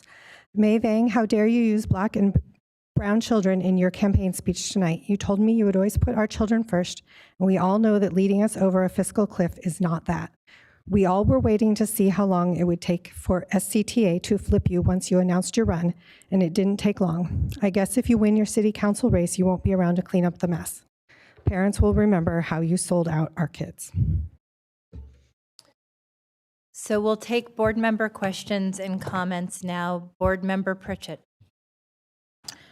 Thank you, President Ryan. I just wanted to address Sarah in regard to Isidore Cohen. Isidore Cohen is one of my schools in Area 3, and I'm very familiar with what's happening there and keeping tabs. But I do have some questions from staff in regard to schools like Isidore Cohen. So Isidore Cohen is a very split school, very diverse school. In fact, they have a GATE program there. But I want to know in regard to the study and how those numbers fluctuate. Isidore Cohen has a great amount of transient students, and a lot of that is based on a lot of apartment complexes that are right around Isidore Cohen. And I've worked with the principal over the years and had conversations about the apartment complex will get a new owner, and they'll go and evict all the families, and then we have families coming in and out. We just, over the years, for I think as long as I've been on this board, we've had, a lot of discussion about transient families, and I want to know, how does that reflect in these numbers that you're reporting? And if we can pause the clock, so per this new board member format, we have 15 minutes total for board member questions. So if you can pause the clock and then respond. I mean, ultimately, your point's well taken on transiency. Now, it's not a filter we have as a part of the standard presentation, but we do study it. So let me promise that we'll get back to you through a board communication that provides a more detailed breakdown. But I would assume that number that Ms. Kingsley was reporting is really, that number would fluctuate because of the transient students. Is that correct? there'd be an element of impact. But, Yeah. but I certainly wouldn't speak to it being all causal. On Right, that and one. I appreciate that, and I would love for you to come back with a future report. I appreciate Ms. Kingsley for keep bringing it and just keep fighting for those students. Thank you. Thank you, Member Pritchett. Just real quickly, we could also come back and just provide an overview, again, from a growth perspective, which looks at the same students, if you will, as opposed to overall data. So is there a way, based on that, is there a way that we can track our students when they move into another Sac City school and being able to track them individually and their growth? So as part of our BC, we can provide the growth analytics that we just shared for students who have were mobile during the previous year. So we can see if a student had more than one school, for example, in the 18-19 school year, and then rerun that analysis to account for their growth. Okay, and not completely related to those numbers, but I guess something that I would be interested as well is like how many students, in regard to the schools that have high transient students coming in and out, how many of those students are actually staying in our district and how many are moving out? Because as you know, Isidore Cohen is right on the border, and those parents have a lot of options. They can send their kids to the Cordova schools or the Folsom Cordova schools. They can send them to San Juan or they can send them to Elk Grove. It's just a matter of really 5 minutes right over the river or 5 minutes down the road. So I would like to know how many of those students are actually staying in our communities. Thank you, Board Member Pritchett. I know we'll be gathering that data. Board Member Minnick? I don't have a question. I just wanted to thank you for bringing these positive points of data to us today, and to see how many schools are having this having some movement forward, which I think we need to really appreciate. And I especially appreciated all the site staff and site leaders who came. I saw like Mary and Manuel and Rosario and Twan and Matt and a bunch of others. The fact that they came out tonight means that we really want to highlight and celebrate the things that are going well. And so I really appreciate it. It's nice to hear some of this and look out and see some of those people that are making it happen. And so thank you for bringing this, and in a situation, in a time where we hear a lot of negative stuff, sometimes it's easy to forget all the cool things that are happening. And I'm reminded a lot of times when I go places and parents or friends of mine will say like, "Oh, how's it going on the school board?" I'm like, "Oh, it's a little rough." And people are like, "Oh, really? What's happening?" And then I realize that like there are plenty of people that are having these positive experiences with their kids at our sites and aren't thinking about all this drama, right? And I always appreciate when those people don't know what we're dealing with. So it's nice to have these positive moments. So thank you for bringing that. Thank you, Board Member Minnick. Board Member Garcia. Yes, thank you. I too want to thank you for highlighting some positives in student achievement, and then also celebrating all the hard work that's happening at school sites, right? But I did want to maybe ask if you can maybe share a little bit more when you unpack this data. if you can share sort of what are some of the differences or what are some of the impacts that are causing a difference in terms of an increase, and maybe what sort of things are you seeing when there's stagnation, and what are you looking at, or what are you seeing in terms of a decline? Because, for example, by grade level, there's been some decline in 11th grade, as well as other grades. And also, I noticed that with the by Asian race category, there was 70% for the ELA and math for Korean students, and then there was a sharp dip from 70 to 55%, and then it goes back up to 83. So to me, there's something going on there. So I don't know if you have that information that maybe you can share with us today as to what's happening when there's a huge decline, when there's stagnation, and when there's a huge increase.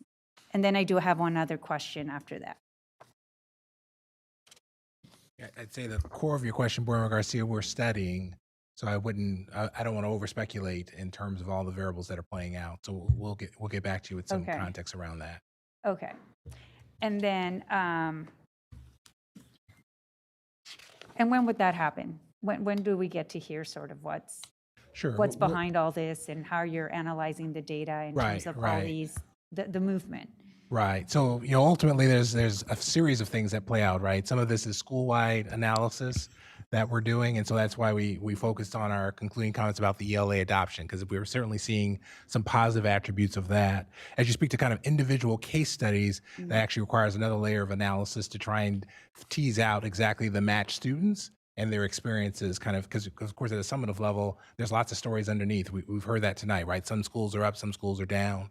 We have more, obviously information around some of the schools that are moving, because obviously we've been in contact with those principals. For schools that are declining, there's a host of things that we're looking at. So I would say within probably, the next 2 to 3 weeks, we may be in a position to offer, again, some greater insight on the overall data set where we're seeing the declines. But again, obviously it's a study that we have to do, and so we're making time to do that. So we present to you data points that are credible. Okay, great, thank you. And then my last question, what do some of these disruptions look like in the classroom? I'm trying to visualize that, and I just don't know what that looks like.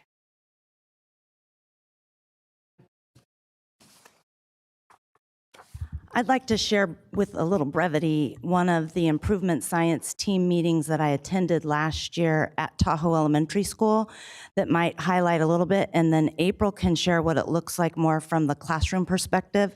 But what's happening is teachers are agreeing on a skill set that they're teaching children specifically in math. Was it claim 1? In claim 1. And so the teachers teach this, they agree on how they're going to teach. They do it for the entire week. They come in together and then bring in an assessment. They call it a ticket out the door. It's an agreed upon item that they agree they'll give the children that assesses this skill.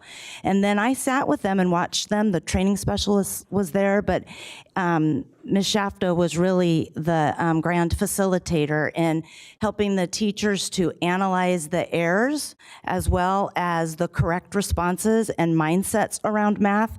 And then they made decisions about what to do with each group of learners depending on what they needed next, and then went back into the classroom for the next week to do that specific targeted work for the children, and then came back again the following week with additional assessments to discuss and decide on what the next learning steps would be.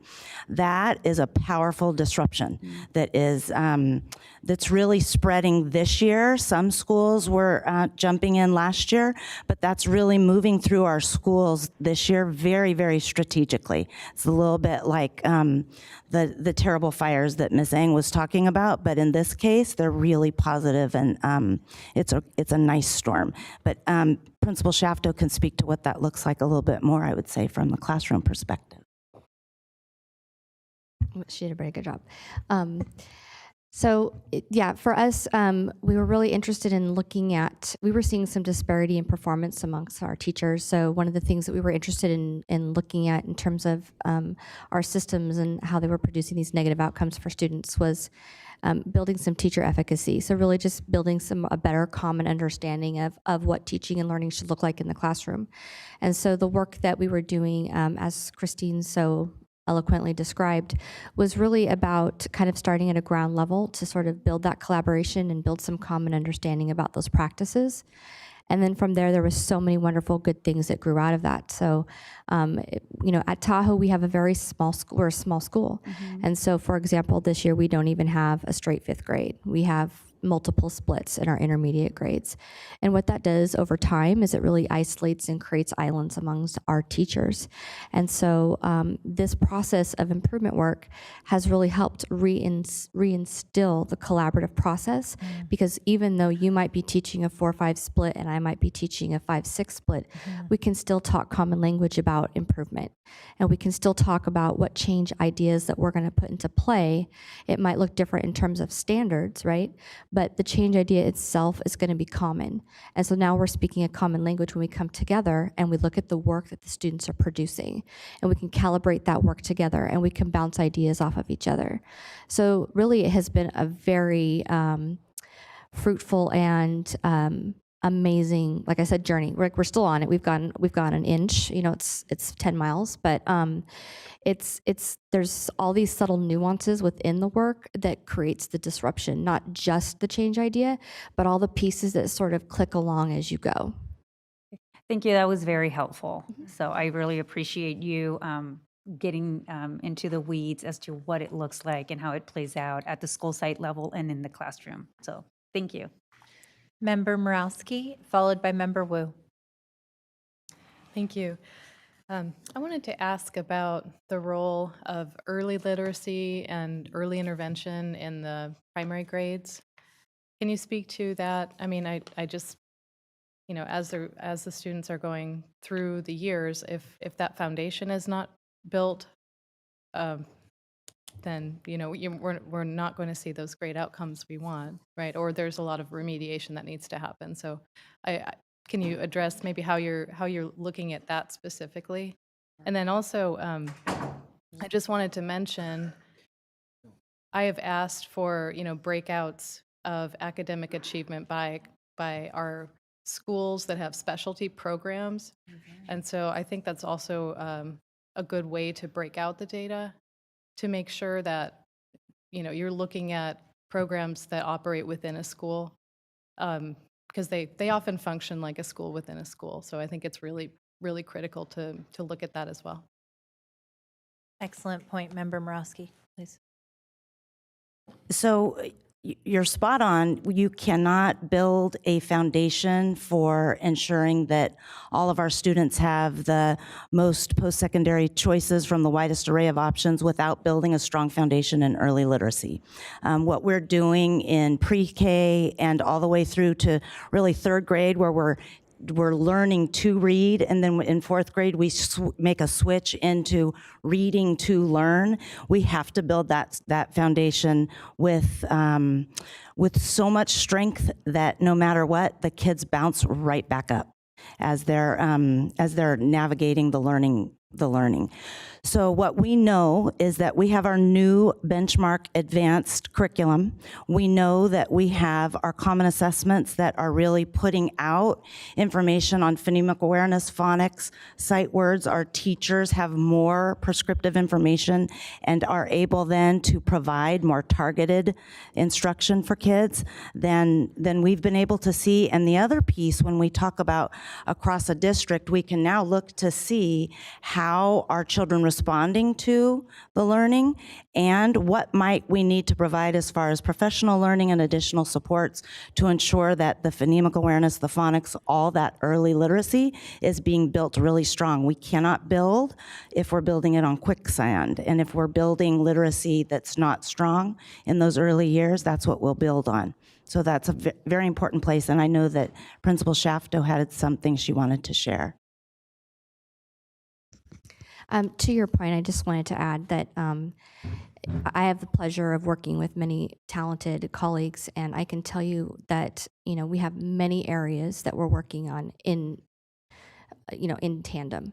So, for example, while our number one SIPSA goal at the moment is math, we also have a goal around foundational literacy. And so at my site in particular, our primary staff is very focused on PDSA cycles around phonics specifically and time on phonics instruction and differentiation.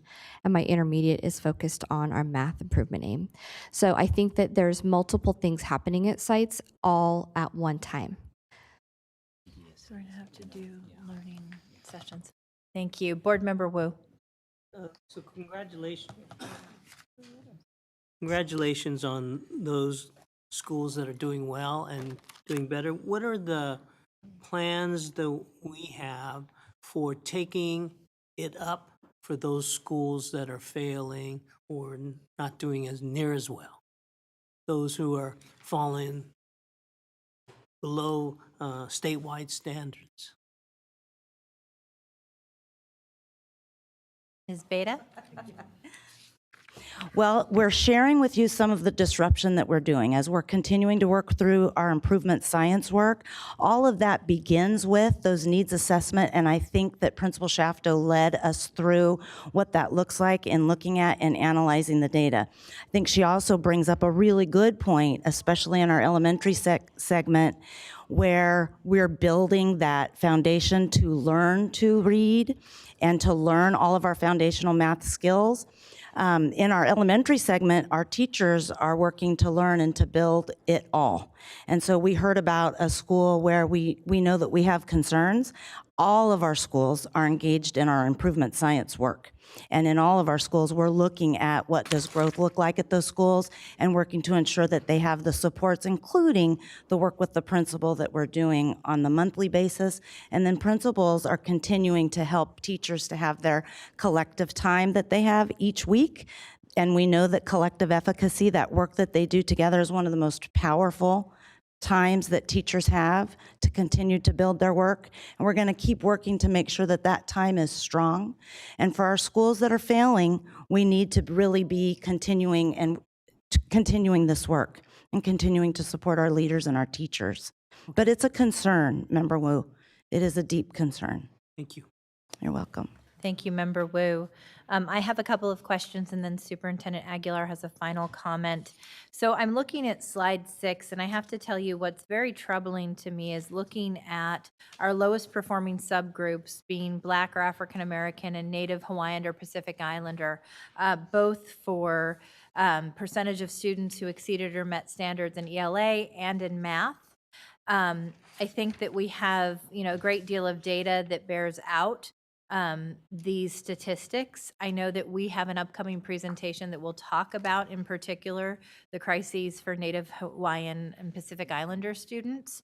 I'm going to be bringing a report to the board that we're doing in my day job for the Campaign for College Opportunity, analyzing the educational inequities that are facing those populations in particular, and we'll be releasing them in the coming months. But my question is, because of the level of disparity that we're seeing for these two subgroups, are you beginning to develop a plan based on where you've seen other districts who have actually been able to defy those odds? And what are your theories around those low educational attainment rates and the size of the gap?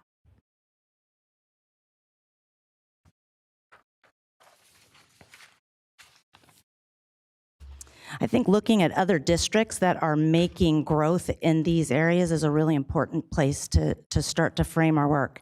One of the places that I have been looking is at what growth data looks like and how to continue to pierce that for all of our children.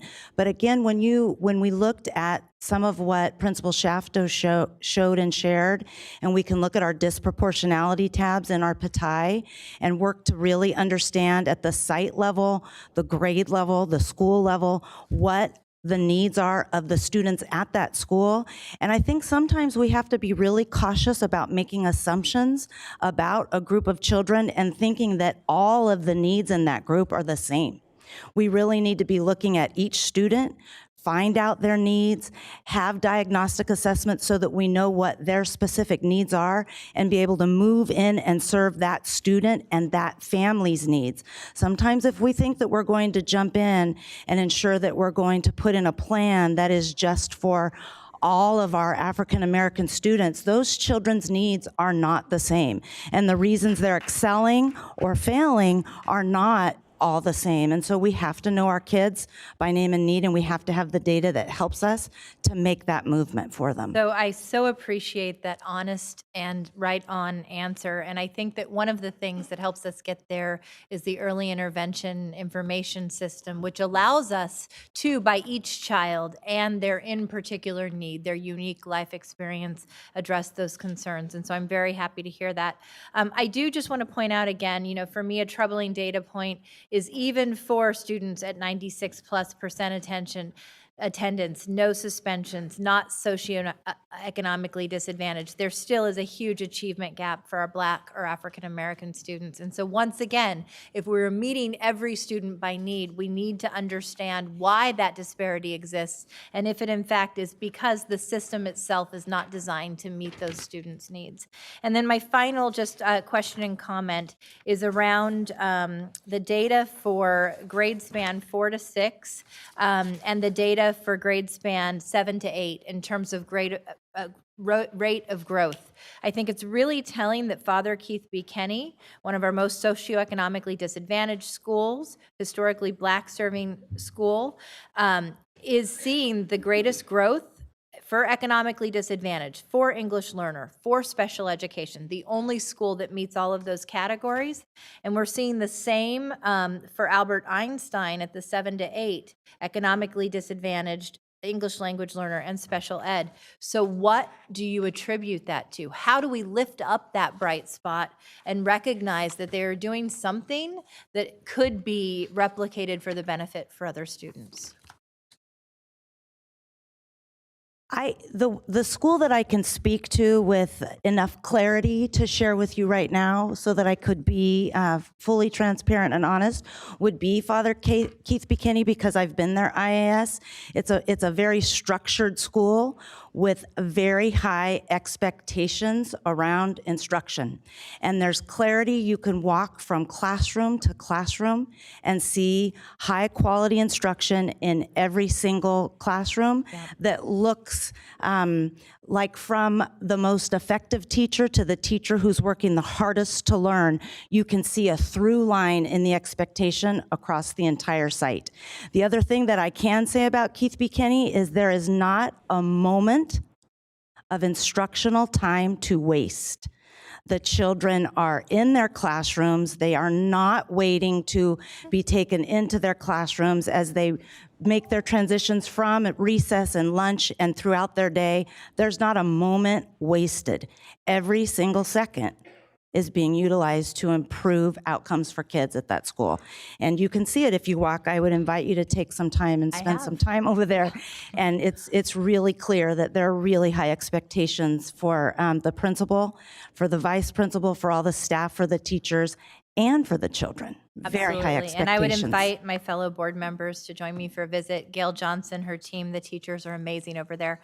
And I just want to thank Principal April Shafta. What an inspirational leader you are. I'm so grateful for the way you're leaning into this difficult work at Tahoe Elementary. And on every level, I've been hearing how you've been courageously tackling this head on. So thank you.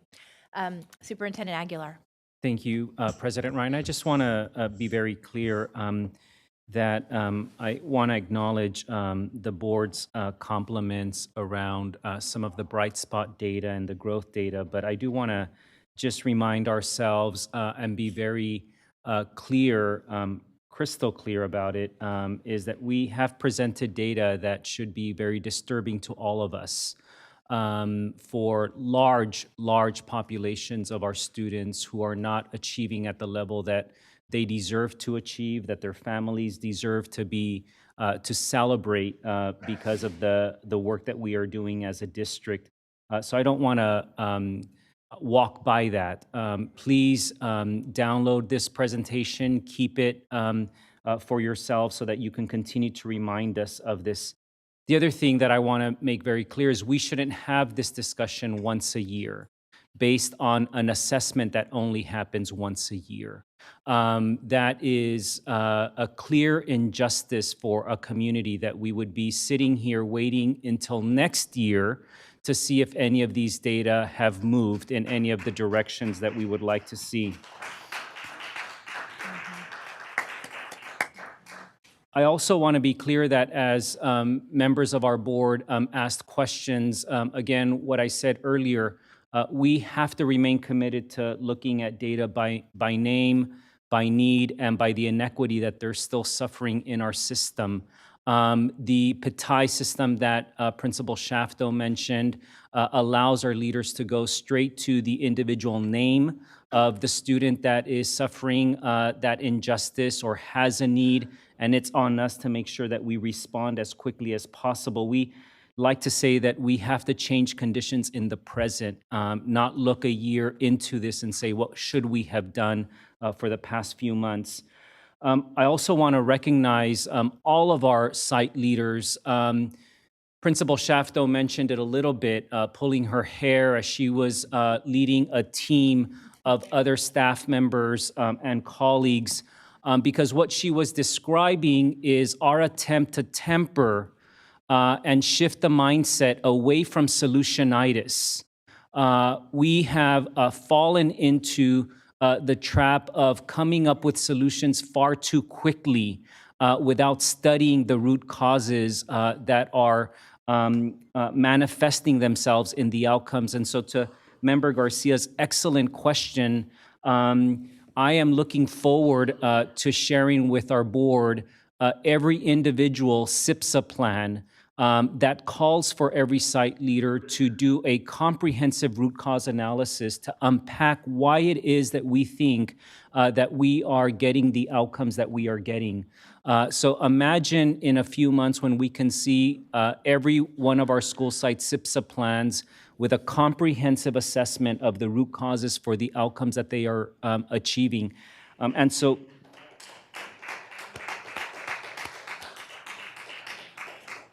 and how each of those SIPSAs are going to inform our LCAP, and how that LCAP is going to inform our budget that we propose in June of 2020. And just a couple of other things. Ms. Shafto mentioned this, and Ms. Bieda. We are trying our best to shift the mindset where failure is seen as a treasure.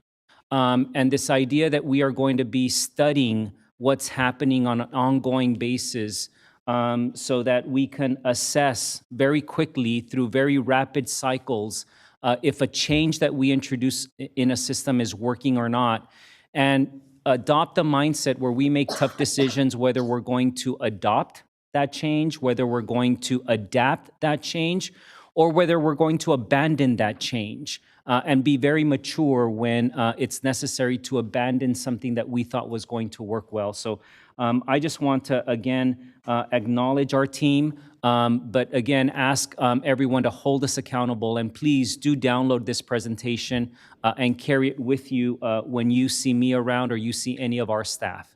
Thank you. Thank you so much for all of your hard work.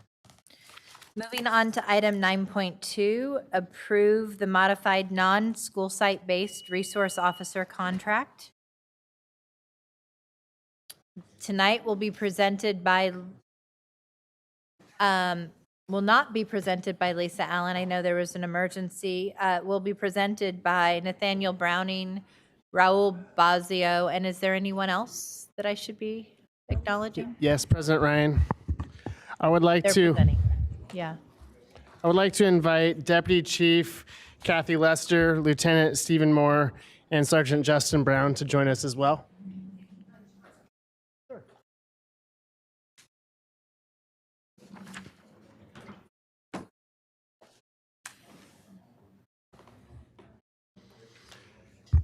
Good evening, President Ryan, Superintendent Aguilar, and board members. Unfortunately, Lisa Allen couldn't make it tonight, so I have some big shoes to fill tonight, but we'll do my best. I'm Nathaniel Browning, Board Policy and Governance Manager.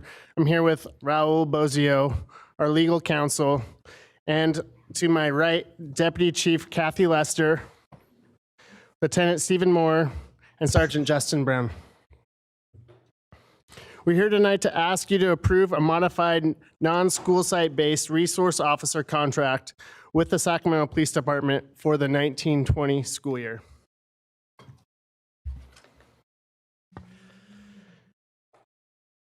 Tonight's presentation will focus on the role and scope of the non-school site-based resource officers and their sergeant.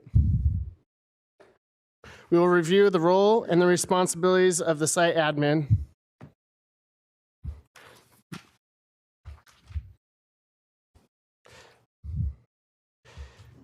And review the data tracking and sharing pieces that are within the contract, and provide an update on the questioning and apprehension board policy that we've been working on.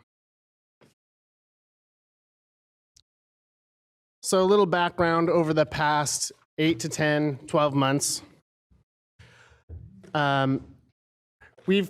Before then, we've had many years where we've had a contract with Sac Police Department. And mostly of those contracts, we've had 8 officers and 1 sergeant. Those 8 officers have resided within our 5 comprehensive high schools, American Legion, and a couple floaters. The most recent contract, full-length contract, ended June 30, 2018. Last year, the board approved a supplemental 1-year contract for the same number of SROs and sergeant. Since July 1st, 2019, staff have been working on trying to reimagine school safety, similar to what we talked about in August, the August 15th, 2019 meeting.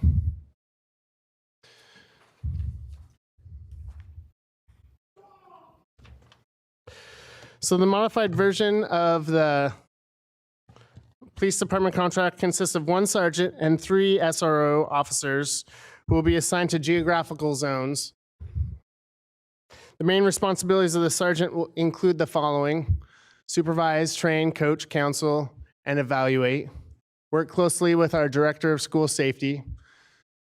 As a side note, our director of school safety is a position that we're currently going through the hiring process of, and hopefully we'll have that position filled soon. The sergeant will also be the point contact for any emergency responders and patrol, and also oversee the collection and management and reporting of daily data logs. And also, they will attend community meetings whenever available, not being called out on emergencies and such like that. The non-school site resource officers will patrol the district and geographical zones, which I'll show you a map of later. Will not be remain stationed at a school site and stagnant, but rather keep patrolling. And assist the site in developing comprehensive school site safety plans and address issues related to their appropriate role as law enforcement officers. So here are the 3 geographical zones that we had discussed at the August 15th board meeting. The map before you illustrates the number of calls that took place to the SRO unit from January 2019 through May 2019. So these geographical zones were then divided up based on the number of calls in each category. So each zone, as you see in the legend down on the bottom left, on the bottom right, have in parentheses the number of calls in each zone. So they're all relatively equal.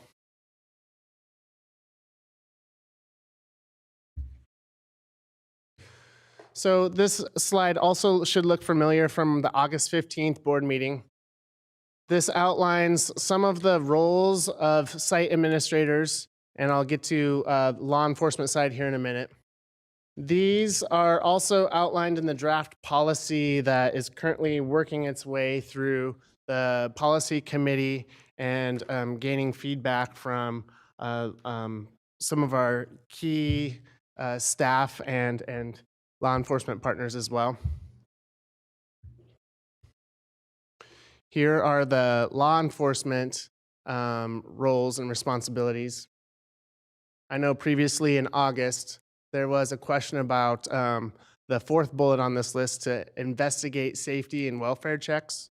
And yes, we do have school social workers that assist with that, but there's also a role for our SOR, our law enforcement partners as well.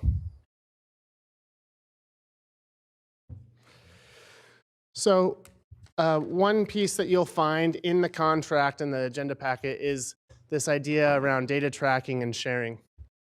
It's been one piece that has been brought up by the board and pieces of data that we've been collecting as well.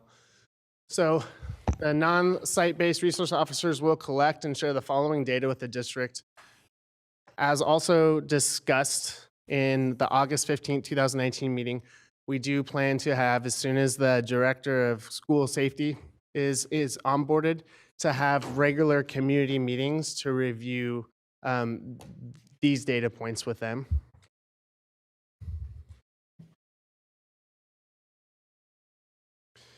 Here are the initial data that we've been collecting this fall. So as you can see, a large portion, 54% of the calls relate to student safety. So student safety, just to clarify, are a number of things such as missing students, stranger danger, student group fights, parent altercations with students, vehicle versus students, child abuse, and sexual assault. Campus threats are another issue, which include intruders on campus, parent-to-student threats, social media threats, and similar. And then staff safety, which is staff versus student concerns.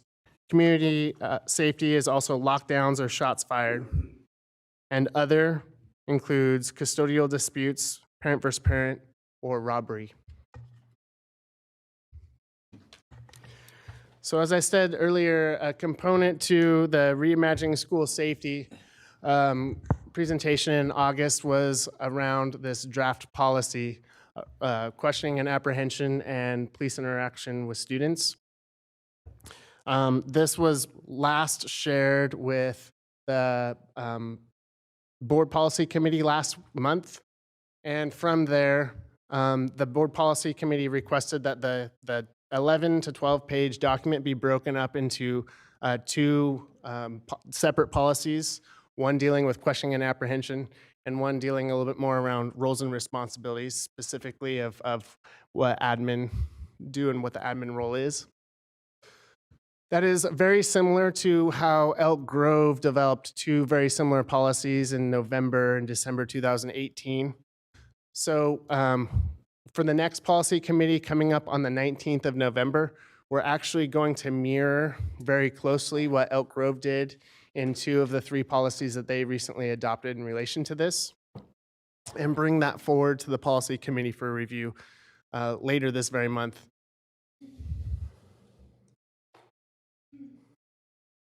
As I said, the policy really focuses on the roles of site administrators and non-school site-based resource officers.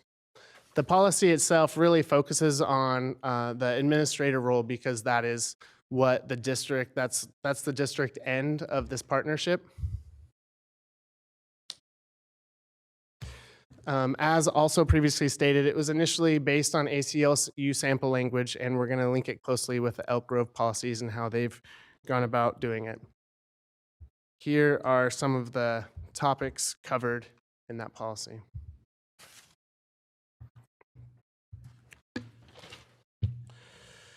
So recommendations and next steps obviously would be to approve the modified non-school site-based resource officer contract. We also want to come back to the board with a safety update in February 2020. We understand that we are in uncharted territory So we want to monitor this very closely, continue to work with our law enforcement partners, and make sure that the board is aware of progress and any kind of changes as needed. And also, we plan to bring forward the sample policies that I've referenced here and before in January for the board's initial first reading. We understand that the contract and the policy are very similar and kind of coupled in many ways. We also know that as the policy is being developed, that we are working with our site administrators and other staff to better understand what their role is in this reimagining what school safety looks like. So even though as we're still working on the policy and it has not been board adopted, we're all moving towards that direction. And with that, any questions? So do we have any public comment on this item? We do. We have 12.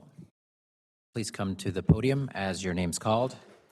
Tanya Muskoff, April Masados, Cecile Nunley, Danielle Prince. Okay, and we'll have 2 minutes for each public comment.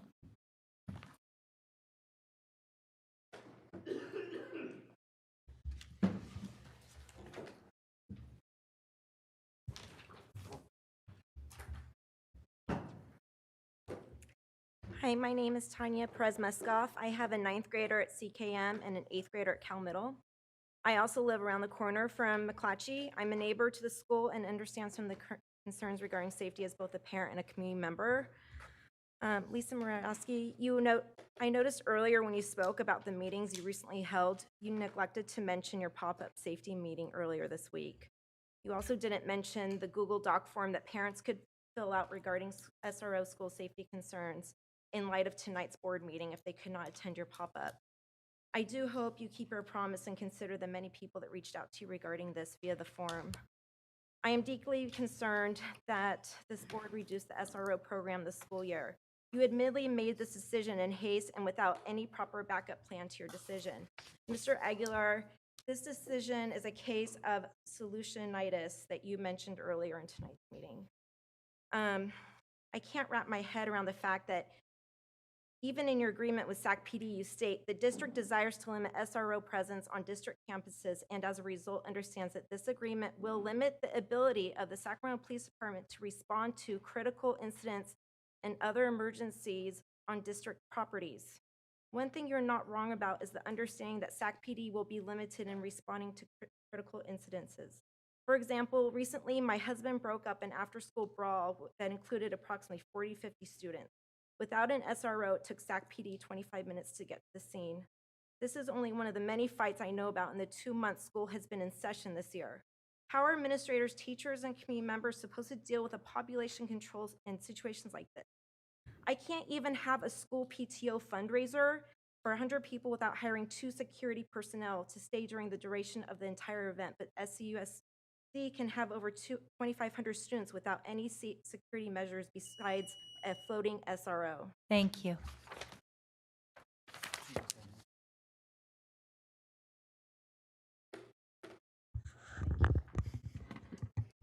Good evening, board. Thank you so much. My name is April Mazaris. I am a community member. I live near CK McClatchy, and I have students at various schools within the district. I want to read back to you information that you provided at your February 7th, 2019 board meeting in regards to SROs. Your background and rationale for that meeting states that the Sacramento City Unified School District has had a strong partnership with the City of Sacramento Police Department for more than 9 years. The SROs work closely with schools. They establish and maintain constant contact with school administrators and respond to school safety issues. SROs maintain a highly visible and open presence on each campus to encourage positive student interaction. This agreement calls for 8 police officers and 1 sergeant. You also state that your driving governance for this is research based on a 2-year study of the SRO program on school campuses. And you mentioned specifically that SROs prevent or minimize property damage on the school and surrounding areas. They reduce the need for schools to call 911. They reduce the likelihood that a student will get a criminal record, and they increase feelings of safety among students and staff. You specifically state in this document that these close working relationships have proven critical in recent years when the district has received a number of serious threats to schools and the Cerna Center. In their role on campus, SROs are not only serving in capacity of law enforcement, but serve also as mentors, role models, mediators, trainers, and helpers. You then go on to August and make such a huge shift. As our district reimagines our school safety plan, it is obvious that you have no reliable data to show what kind of impact this may have on our campuses. I ask you this evening that with your new plan, please also inform the community how you plan to address the rest of your next steps as outlined in your 2019 plan to reimagine school safety. You stated that we developed solutions too quickly, and this is one instance of that. Thank you.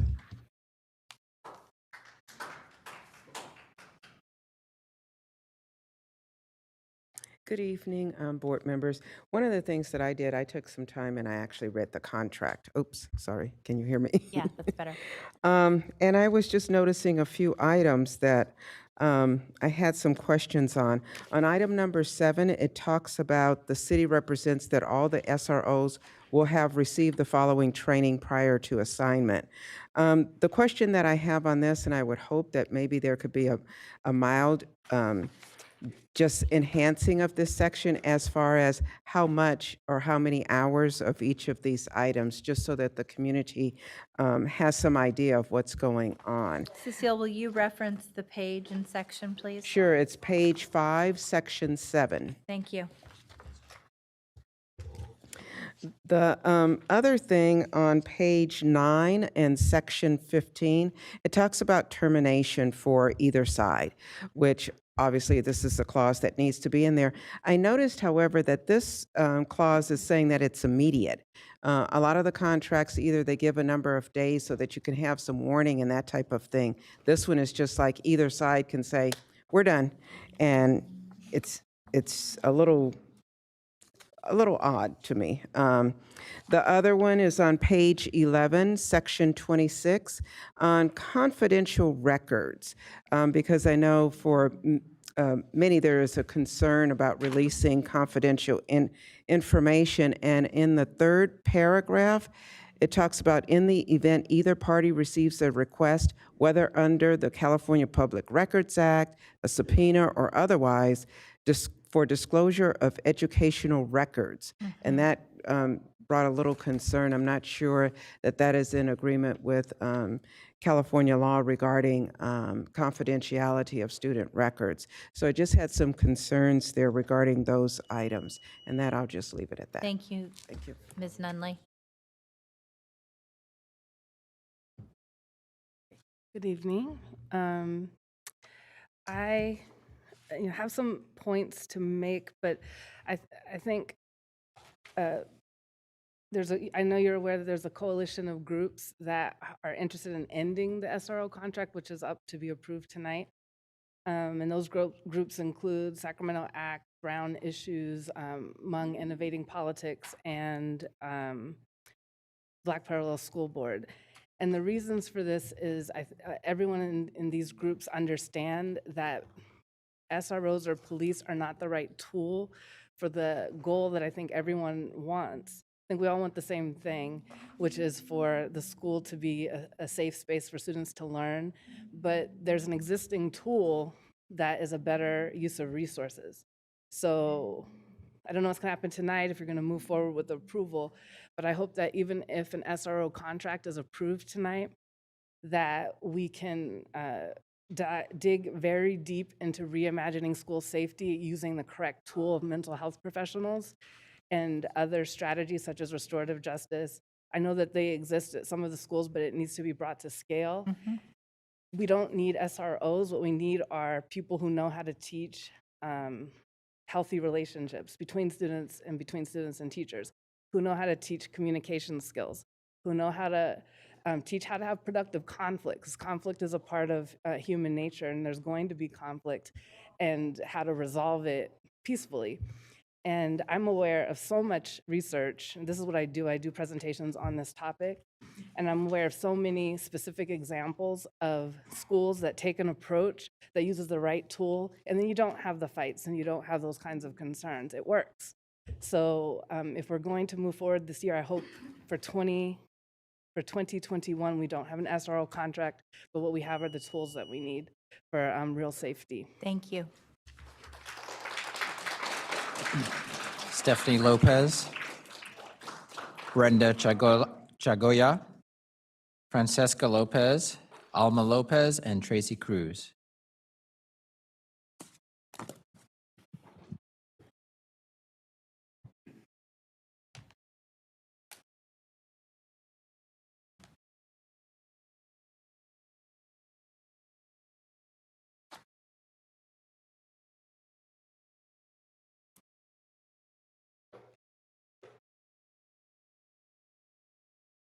And can you just state your name? I think you might be going out of order. If you can state your name when you come up.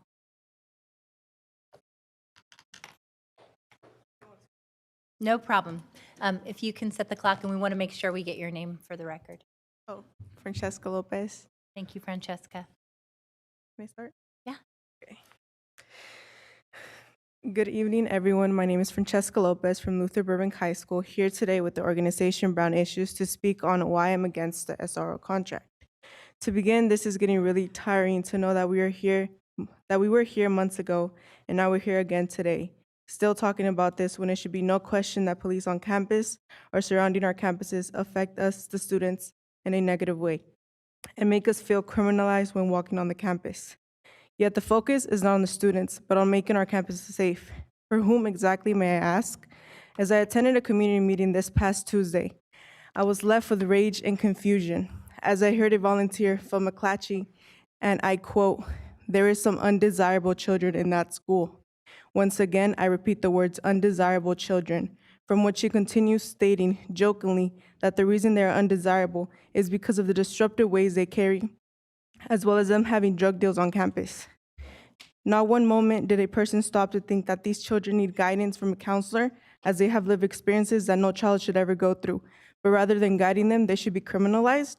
If we have volunteers in our district with this mindset, imagine having an armed officer on campus with this mindset, already targeting students because of their disruptive ways.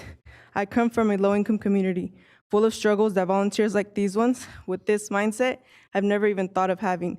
Just because teachers feel safe when walking on a campus and seeing an armed officer doesn't mean it has the same effect for us as students. I am Francesca Lopez, a person of color, and I'm not an undesirable child. I urge you to say no to this contract. Thank you. Thank you.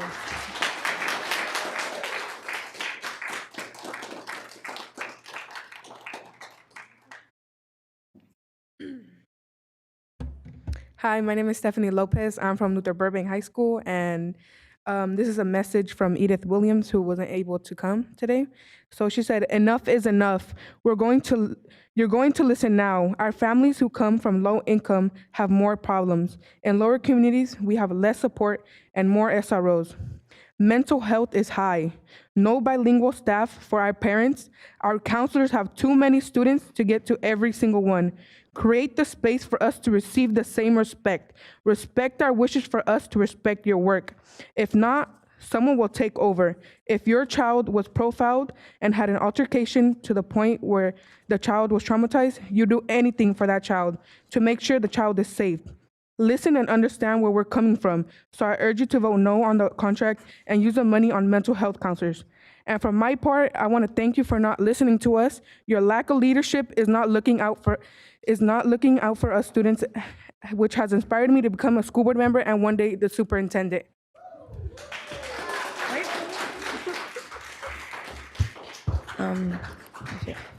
Hi, good evening. My name is Brenda Chagoya, and I'm a senior at CK McClatchy High School. I'm here with the organization of Brown Issues, and I'm also in the Criminal Justice Academy at CK McClatchy High School. And I do not see my two officers as like a person, like people to go as to safety. Instead, I would see someone who actually got pink slipped this year, Mr. Verdine. And he actually taught me, like he had patience with all of us. And I just urge us to vote no in this contract because I feel like we could put this money towards to raise awareness towards vaping, which I see a lot of white students in my school actually trash our campus with vapes and puff pens, which is like dramatically, it's a lot and it's crazy. So I feel like we should invest definitely the money towards that. Thank you.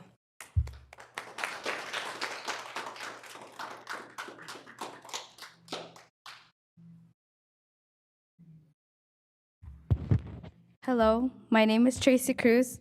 I'm a senior at Luther Burbank High School, and I'm also a member of Brown Issues. Concerning the SROs, I suggest that instead of paying the 3 SROs to roam around our campuses, we should better invest the money towards our students' well-being. I'm not sure if you're aware, but at Luther Burbank, we are split into 4 SLCs, and per SLC, we have 1 counselor.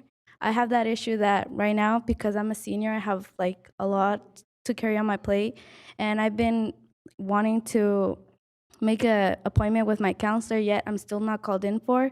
So it's a lot for 1 counselor to take in so many students, and so therefore I believe that this money should be invested towards the students with concerning the mental health issues.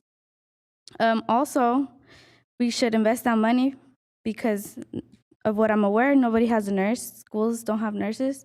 And I also wanted to address that in this article, it says that we should invest in our students, yet this is our counselor at Luther Burbank, well, was, and his name is Mr. Gray, and he got his pink slip due to the lack of funds at our school. So that is my reason why we should say no to the SROs. Thank you. Thank you.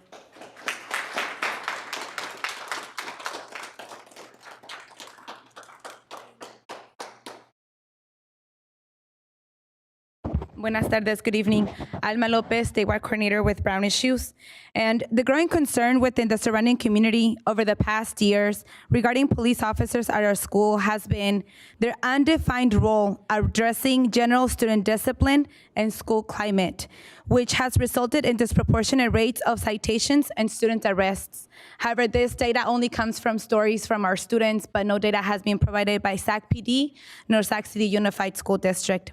It must be clear that the sole responsibility to address and implement school discipline falls on school administrators, not cops, period. Secondly, there is no defined role of when and how resource officers ought to interact with our students, minors, nor a protocol of contacting parents when there is police contact. We have been asking for this over a year and a half. So it's just important to state that this has been a process for like a year and a half that we've been asking in engaging community in the district. Third, given the budget crisis, our district should not be paying for services already rendered by our police department when it comes to serving the community our schools are located in. So we should not be discussing another contract with Sac PD. We should be discussing a true memorandum of understanding that lays the partnership with Sac PD and their district, which really spells out the roles of police officers when and if they are called to our school campuses. 3 cops roaming throughout our entire school district is really not going to do much. In essence, all of our cops already do that in our whole community. So it's more about us spelling out what is their role when they're called to our school campus, but also how are we really working towards the alternative safety plan that we said we were going to work on since like months ago. Thank you. Thank you, Alma. Do we have additional public comment? Lamaya Coleman, Cha Vang, and Angel Garcia. Okay.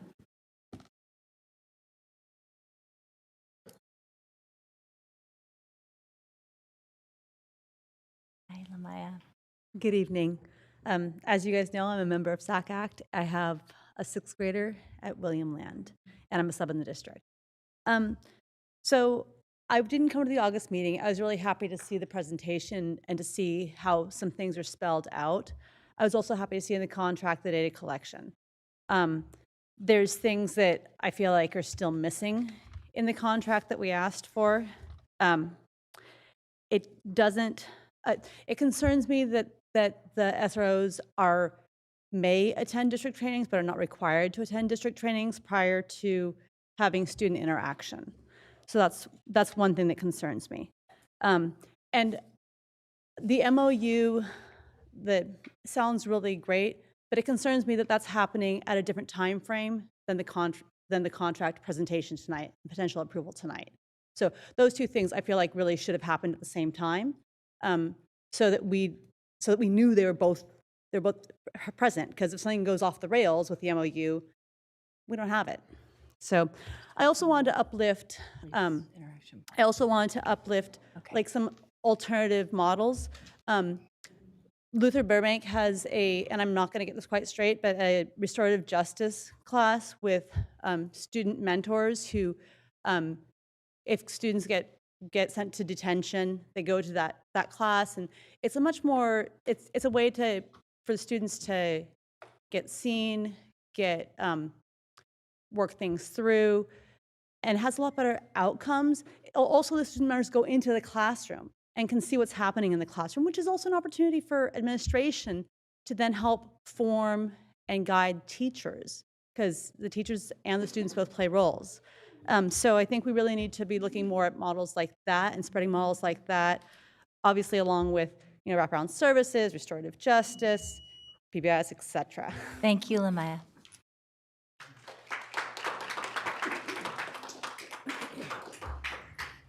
Good evening, Superintendent Aguilar, Board President Ryan, members of the board. My name is Cha Vang, I'm Director with Hmong Innovating Politics.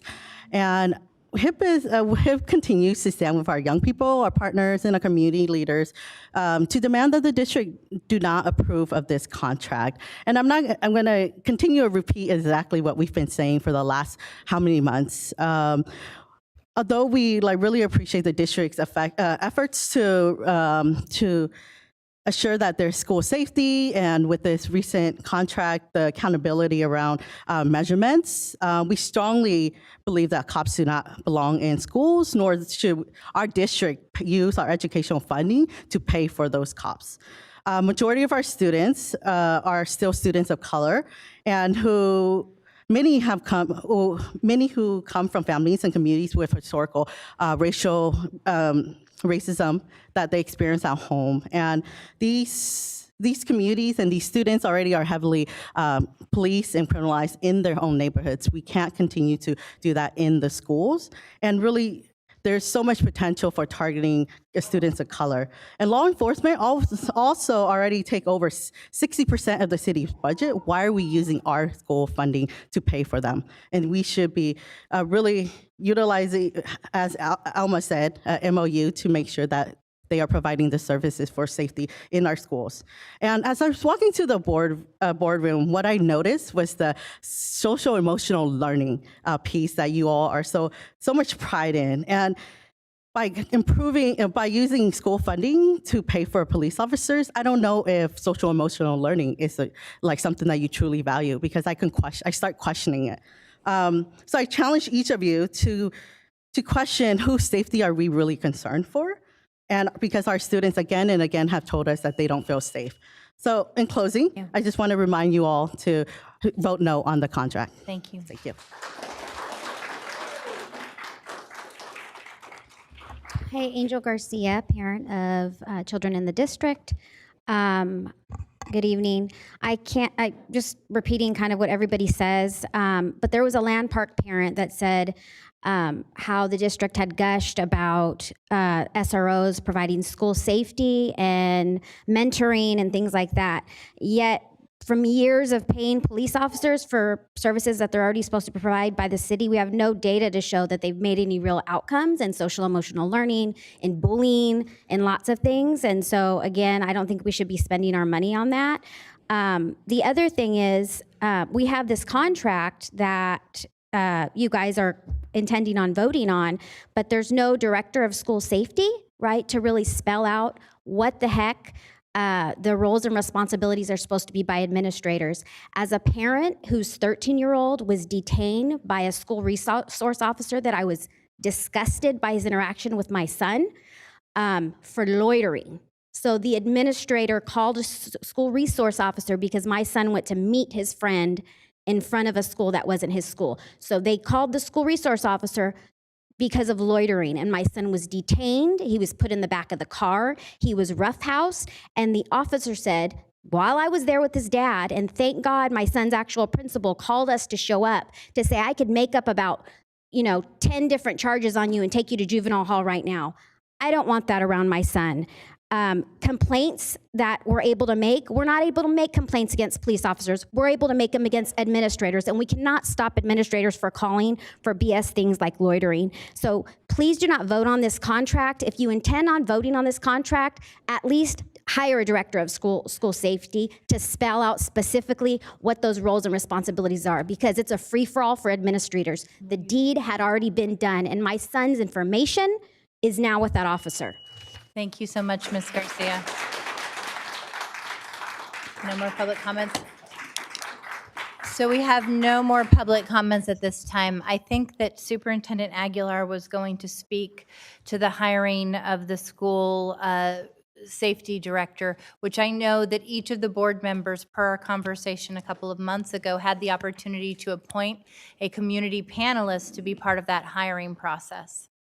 Thank you, President Ryan. I do want to just mention that that was a very exhaustive process. I know that we had a community forum in which we heard from many stakeholders about the characteristics that our community was looking for in a new director of school safety. We have gone through that process, and we are in the last stage, if you will, for bringing our leading candidate to the district officially. But I do want to recognize Mr. Ray Lozada, who's here and thought that it was important to be part of the presentation and to hear from our community. And I do want to recognize you, Mr. Lozada. If all goes well, we do anticipate having that position filled and here in our district in the next few days. Excellent. Great. And I want to just appreciate all the community members who took their time to be part of that hiring process based on the community meeting with the community characteristics listed out for the expectation of that hiring. We have a comment from Board Member Pritchett, followed by Board Member Minnick. Sorry. Thank you, President Ryan. I just want to reiterate, I know there's a lot of talk about the city, and I want to remind everyone that not all of our schools are in the city, and I think you've heard me say that on the dais before. I represent an area that is completely county, and when we call the police, it takes quite some time. We get put in a queue, and it can take up to 30, 45 minutes for someone to get out to our school sites. So I think it goes without saying that the city of Sacramento is in a disarray. That's my opinion, and I think that there's a clear bias on each side. And sure, I definitely think that there's always room for improvement.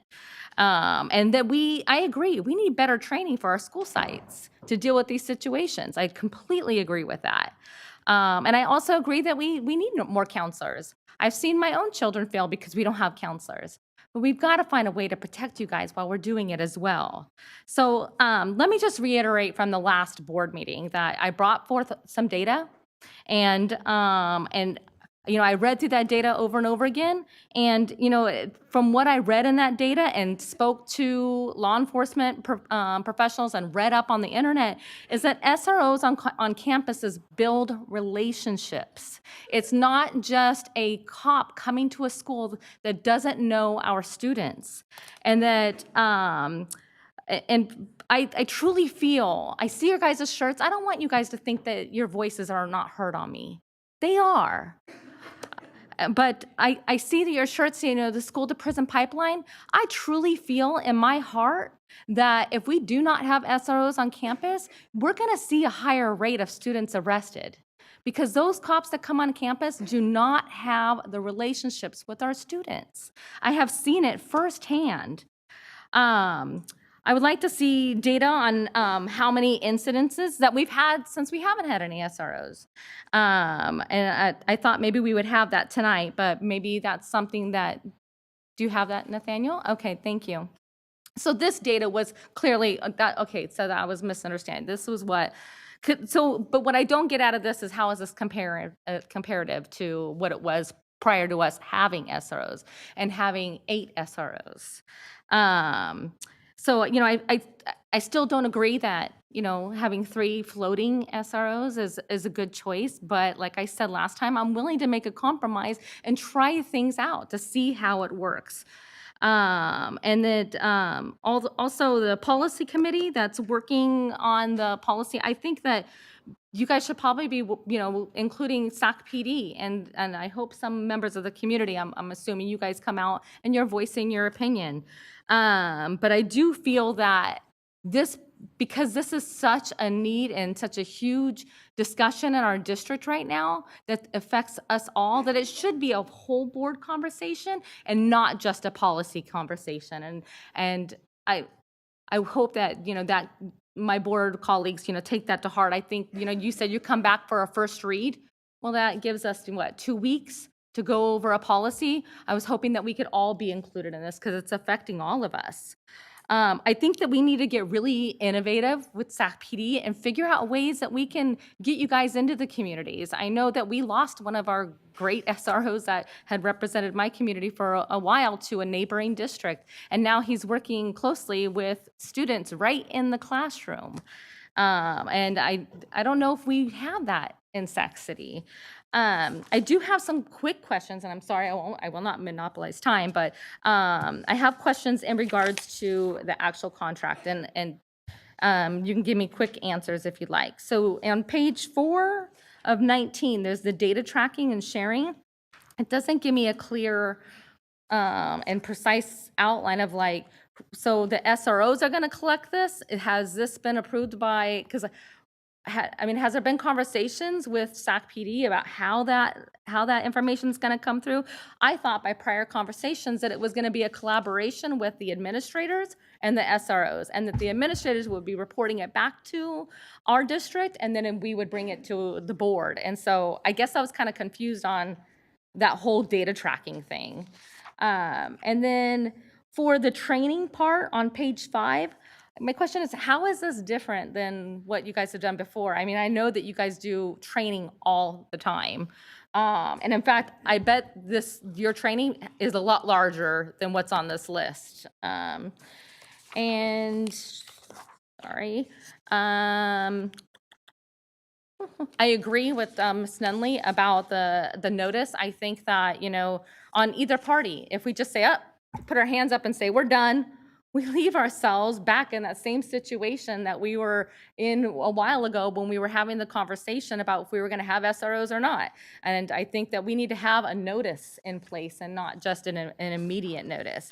And then my last question is, I went through these numbers that were presented in the contract of whose schools were broken down.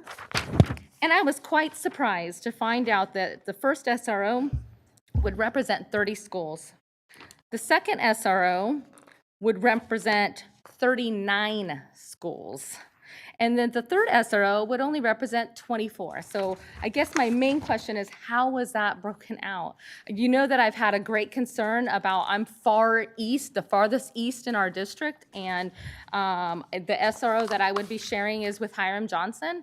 And how, if you guys are, you know, representing 39 schools in my area, and you know, someplace like one of my elementary schools, maybe Abraham Lincoln or Rosemont High School calls for an SRO, how long is it going to take for you guys to get there? And maybe that's a question that you guys can answer, or Nathaniel. And will you please pause the time? So we have about 12 minutes remaining for the rest of the board.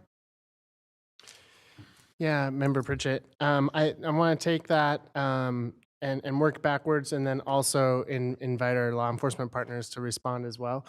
I think, first of all, the contract on page 1 also speaks to the potential ability or maybe even the inability for police officers to be able to respond to incidences on campuses because there are 39 sites that one officer is responsible for. So if they're working on an issue at a given site and get a call from another site all the way across their geographical zone, that does pose an potential issue.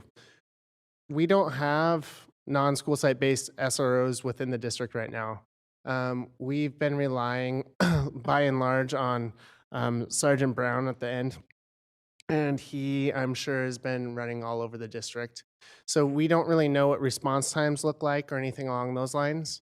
That's why we want to come back in 3 months' time just to give an update, because this is all new. We're still redefining and reimagining what this looks like and frankly understanding it.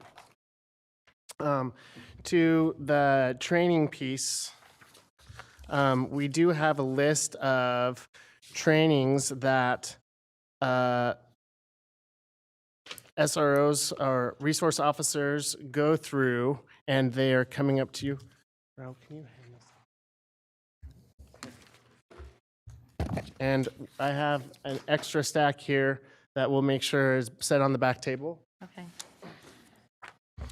So to the point made about training, and the point made in the public comment about how the contract says resource officers may attend trainings, but there's no shall in there.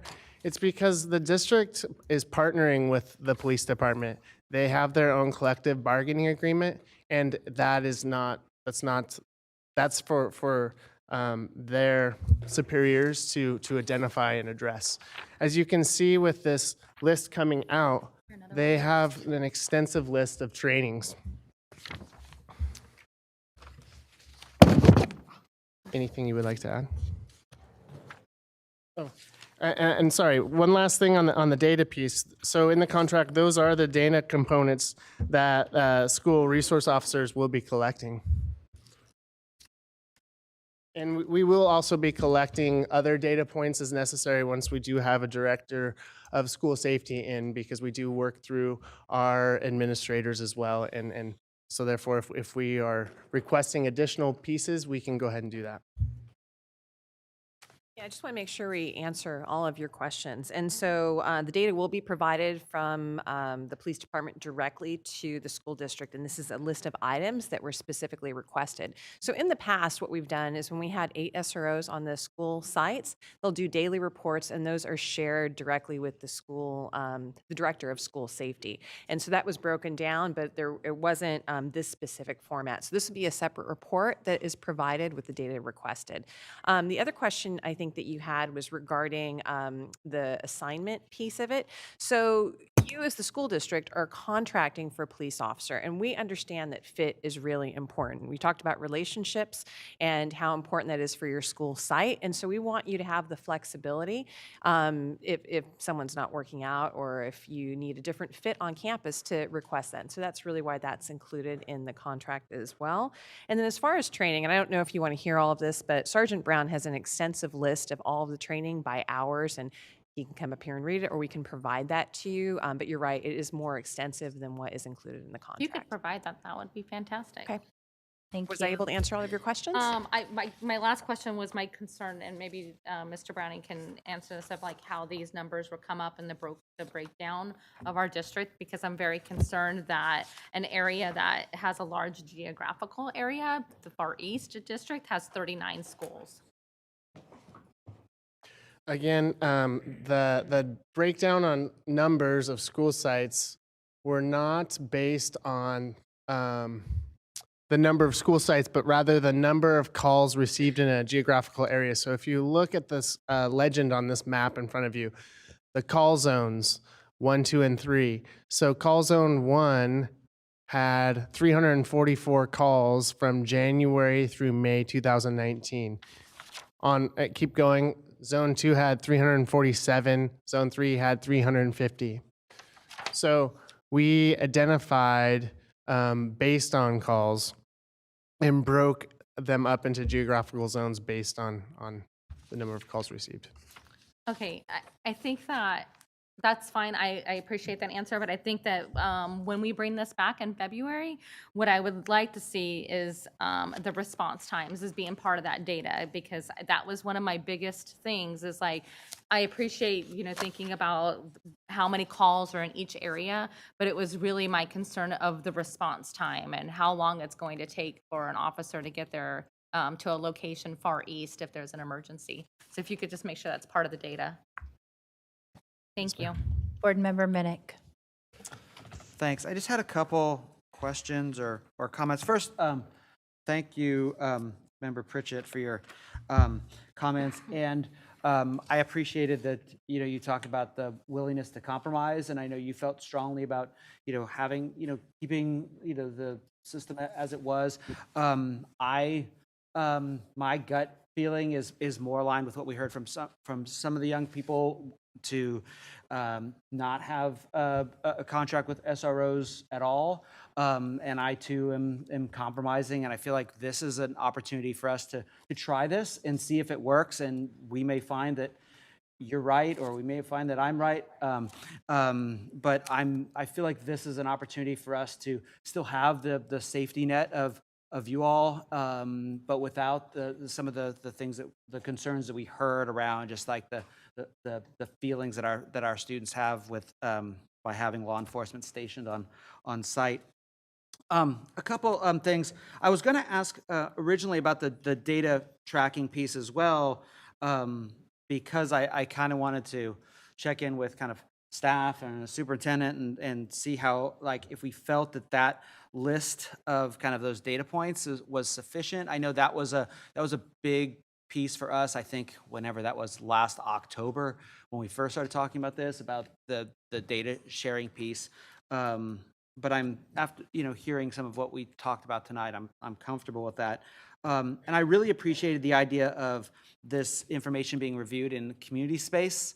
That's and having those community meetings with our new safety director, just because I think that's going to be the opportunity for us to really own it, and if it's working great, and if it's not, or we're seeing, things that we need to be concerned about, those are going to be the spaces where all these folks are going to be able to come out and hold us accountable for that. So I appreciate that. I did have kind of the similar question around the training, and I think you clarified it. It sounds like, because my question was, what's the timeline for this list of trainings prior to assignment, like it says, but am I right in what I'm hearing is that these are the trainings that are required by the police department for them to be in this role of SROs. Is that correct? So my question about the timing, it's kind of irrelevant because they're just to be hired on for this particular gig, they have to have completed those. Gotcha. That is correct, just for the people at home. Cool, thank you. And then the last question was around Ms. Nunley's question around the confidentiality records. And this might be a question for Mr. Bozio, how this is page 11, section 26. She had asked, I think essentially what she was asking was, how does this affect FERPA law? And so if you could kind of maybe weigh in, or if there's any reason for concern about student level data on that. I don't think there is, if I'm understanding correctly, the third paragraph. It's basically saying if the police department were to receive a records request for educational records, that they would then tender that request to the district, and the district would then have 5 days to determine whether it should object or how it should be appropriately handled under FERPA for confidential student records. So it would essentially, if what I'm hearing then, if the police department received that request, it would come to us, and then we would just follow the normal procedure we do. That's my understanding. That's okay. Right. And so sometimes it might be appropriate to share it, and sometimes it might not be, depending on the situation. Correct. Okay. Thanks. Thank you, Board Member Minnick. Board Member Vang. Thank you, President Ryan. I know we have 8 minutes and 49 seconds, so I'll try to keep this short. Nathaniel, thank you so much for your presentation, and I just want to take this opportunity as well to thank our courageous students for coming out today to speak your truth. I did have some comments and also some questions, but I'll start with my questions first. Currently, right now, we have a supplemental contract, correct, Nathaniel? Can you confirm that? Correct. And what is the timeline on the supplemental contract? I believe the supplemental contract is to get us through on until we have a full contract approved.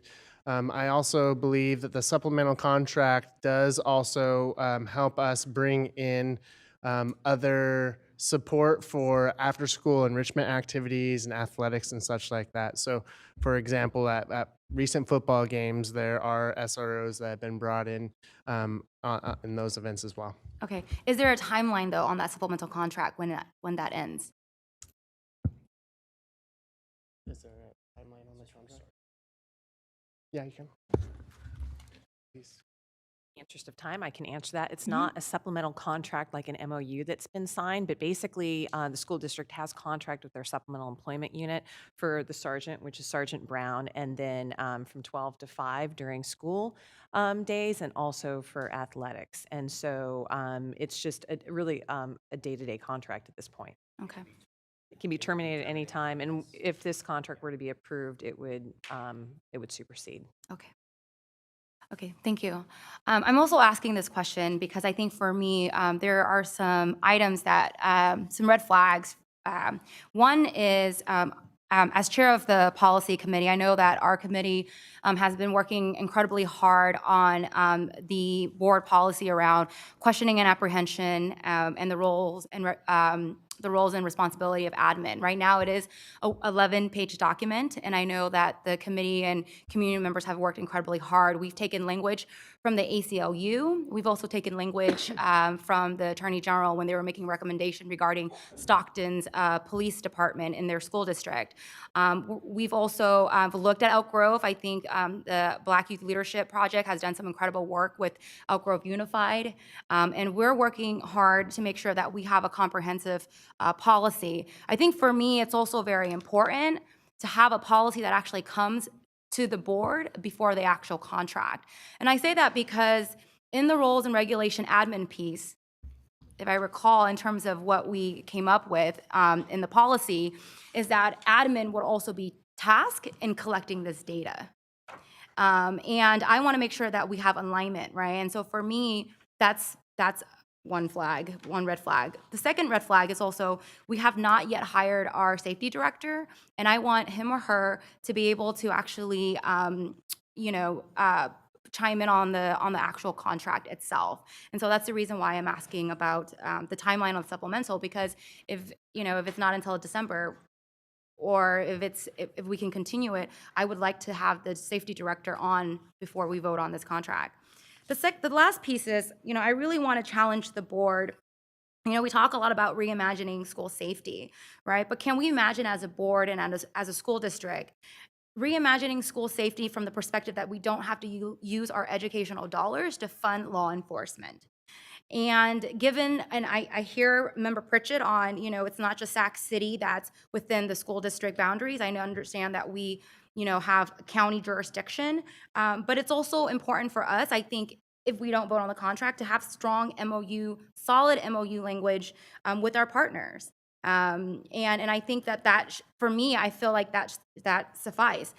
Recently in an ACLU report, they provided some recommendation on federal, what we should do in terms of when we talk about school safety. They gave some recommendation around what the state should do, and they actually also provided recommendation for local school district. And one of the top recommendation from ACLU in a recent report is really recommending local jurisdictions to prioritize school-based mental health before actually using those funds for law enforcement, right? We're a school district that talks a lot about data and best practices, yet I think oftentimes we're also making decisions based off of fear or the unknown.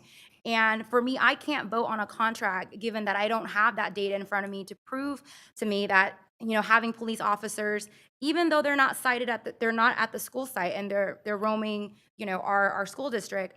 I don't have the data in front of me to say that this improves school climate. And that's concerning to me. And so I encourage my colleagues to really rethink when our students and our parents and our community saying reimagine school safety. Let's reimagine that using those dollars for critical resources that our student needs inside the classroom and in our neighborhood school. So I know that we don't have much time, but that's my position, and I will be taking a no vote on this contract. Thank you, Board Member Vang. We have about 4 minutes and 30 seconds left for board member comments and questions. If you can pause it. Do we have any response, or was that, I guess it was more of a statement? So I think the question was around the policy and the timing of the contract. So this contract is only through the end of this school year at this point, June 30, 2020. The policy, we just want to really make sure it gets right. It came back to the policy committee for the first time after a little hiatus with the committee this past month, and we're rolling up again and getting work done. The policy also is going through some changes. So we're continuing to vet it with our admin leadership and community groups and such like that. We just really want to make sure to get this right, because ACLU also says that there are a lot of policies out there that are somewhat similar or try to get to the same intent, but actually don't end up having any kind of like gravity with it. So we want to make sure that we're getting it correct. At the same time, we have witnessed a number of issues and concerns where SROs and resource officers are needed, are a needed resource, and I think that there's community members out there or in the audience even that could speak to some of those concerns. So in trying to figure out how to address the pendulum swing from having 8 SRO officers to 0 SRO officers, the board on the 15th decided to rest on the 3. So in order to get the director of student safety in, work on the policy, and bring the contract up to the board, we're working on all these pieces simultaneously, and sometimes we get a little bit more movement in one area than others. So Thank you, Nathaniel. Board Member Garcia, followed by Board Member Morowski. Yes, so in the essence of time, I do want to align my comments and my sentiments with Board Member Vang's statement. I am a little troubled by how we sort of procedurally, how we do things, how we make decisions. There's a policy that's still evolving with stakeholder input, and we're voting on a contract for to be implemented, even though there's a supplemental contract that doesn't have an expiration date per se. So there are a lot of, I think, things that are still big questions for me, and procedurally, they're just not moving in a direction where it makes sense to me, where we can have a broader, more comprehensive conversation about what school safety looks like. And for me, a critical component of that conversation is the person that we're about to hire, and that person's not here yet. So I feel that we're making decisions backwards, and that just doesn't just doesn't sit well with me. I did also submitted maybe like 16 questions to staff on the contract. There are some areas that are of great concern to me. The training piece, also the personnel matters, how complaints are submitted and to whom, which complaints are only available for the district to see. The may versus shall of SROs attending community meetings, not only the collection of the data, the type of data that is collected, but the evaluation. Who's doing the evaluation, and what metrics are we going to use to determine whether or not this is an effective strategy that will result in a safer school climate environment? That's been absent, and I still don't see that here. I would hope that this is something that the school safety director will do, but that just simply highlights for me and underscores that we're doing this backwards. And I'm trying to speak as fast as I can because I want to give board member Morawski some time to talk as well. The training piece, the list of training, I understand that you'll have a lot of training coming beforehand, but what if we want additional training? It's not a requirement, it's a may. I'd like to see specific training on de-escalation tactics. That is something that needs to happen. So there's just so many questions that, again, I just feel that our process is just not, we're just not doing this in the right order. So, and with that, I will not be supporting this, this contract. And can you please stop the clock? Okay, I'll work to address a couple and then invite our partners up as well. So the training piece, it's a may because in the Peace Officers Bill of Rights, they have, or sorry, around the complaint piece, the complaints aren't outlined and we don't have the ability to look at those complaints because of protections within the CBA with SAC PD. Partners can speak to that a little bit more. So that gets into kind of their HR matters and such like that. The training piece is, again, a may versus shall because we don't have the authority to dictate from that higher level. Now, in the partnership piece and what was passed out earlier, you can see that the training is quite extensive.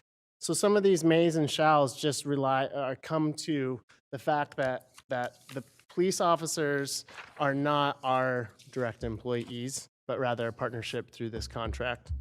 They may attend community meetings because if there's an issue happening at one of our comprehensive high schools and it pops up right before a planned community meeting, that officer has a duty to go to the issue that needs to be addressed at a school site. They have every intention to attend the community meetings that will be upcoming that I mentioned in the presentation, but sometimes it might not happen because of other duties. And anything else you want to add? Yeah, trying to address your concerns. First of all, in the de-escalation training, all Sacramento police officers received about 40 hours of crisis intervention and de-escalation training, and then SROs receive additional training on how to interact with minors and students and to really understand kind of the thinking that goes in that. As a matter of fact, we brought a grant to the school district a number of years ago called Strategies for Youth, and that was to talk about interactions between youth and police and to try and understand how each party feels in that. In regards to the complaints, there is a government code that does restrict what information can be released, but anyone can make a complaint through several channels with the City of Sacramento because these are City of Sacramento police officers. That's through the Office of Public Safety Accountability or through our Internal Affairs Office. And the law has recently changed under SB 1421 with certain types of internal affairs complaints that can be released. If a complaint doesn't fall into one of those categories, so the complaining party will get a disposition letter explaining what action or that action was taken or the disposition of the complaint. And that is everyone's right who has any interaction with Sacramento police officer. And then on the may versus shall for community meetings, there are times when community meetings are going to be held and maybe you don't necessarily want law enforcement there. It also gives you the right to include or exclude law enforcement. But we have a long history in this district, about 20 years of supporting training and coming to community meetings. And so our intent is if there is a request for us to appear at a meeting, somebody from our office will be there to represent the police department, any concerns. And that is historically what we have been doing. Is there anything else I can answer on as far as concerns? You have 1 minute. Okay. Okay. We'll get those to you. Thank you. Go ahead. Well, I first want to say a few thank yous. Thank you to SAC PD for working with us on these important pieces and building towards a new model that will work for everyone. I'm happy to see mental health first aid and trauma-informed practices are part of the training. And I hope that trauma-informed is also part of the culture as well, not just a couple hours and then done. I want to thank the community members I've spoken with about this issue. Tanya, if you're still out there. You mentioned the community pop-up discussion I had November 5th. I've received over 50 communications, either in person or through a Google form. And I really want to appreciate everyone providing me with their input, because it really does inform the way I'm seeing this. I also want to thank staff. I know you've been pulled in a lot of different directions here, so thanks for bearing with us all. So I support the plan to reimagine school safety. It's a different model. We're just not there yet.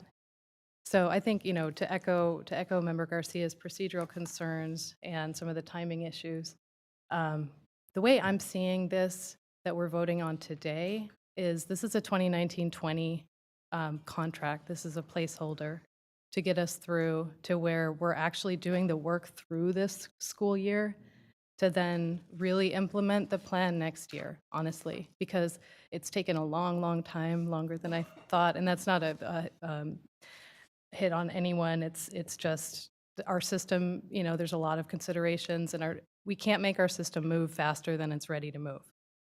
There's just too much to do, and there's too few people to do it.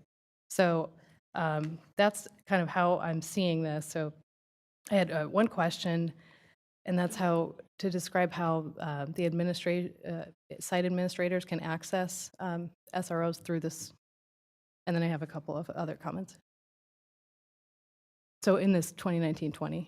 Yeah, so I will have the director of school safety is one key way. That position is essentially the liaison between SROs and site administrators, but there's also other contact points and pieces like that. And actually, if I may, I would like to invite Deputy Chief Lester up here, because she is intimately aware of both sides of it. For the interim, Lisa Allen has been filling that position, and she's in direct contact with Sergeant Brown, who's assigned here on a full-time basis daily. So the school site administrator, right now the communication protocol is that the school site administrator will contact Lisa Allen if there's a concern or an issue, if they need some type of law enforcement support. How they're also directed in case of an emergency to utilize the 911 system. Mm-hmm. Okay.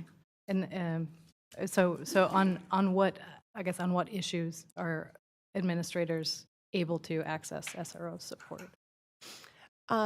Justin, do you want to come and Is there speak with some of limitation the- on that, or is it up to the discretion? And I'm not suggesting there should be maybe at this point, because I just don't think we're ready. Well, right now, I think the intent is that a school site administrator will contact Lisa Allen or whoever the new Safe Schools director is, and that is sort of a clearinghouse for a request, which is adding in an additional layer of oversight for those requests to make sure that it does fit in with what the district's trying to do.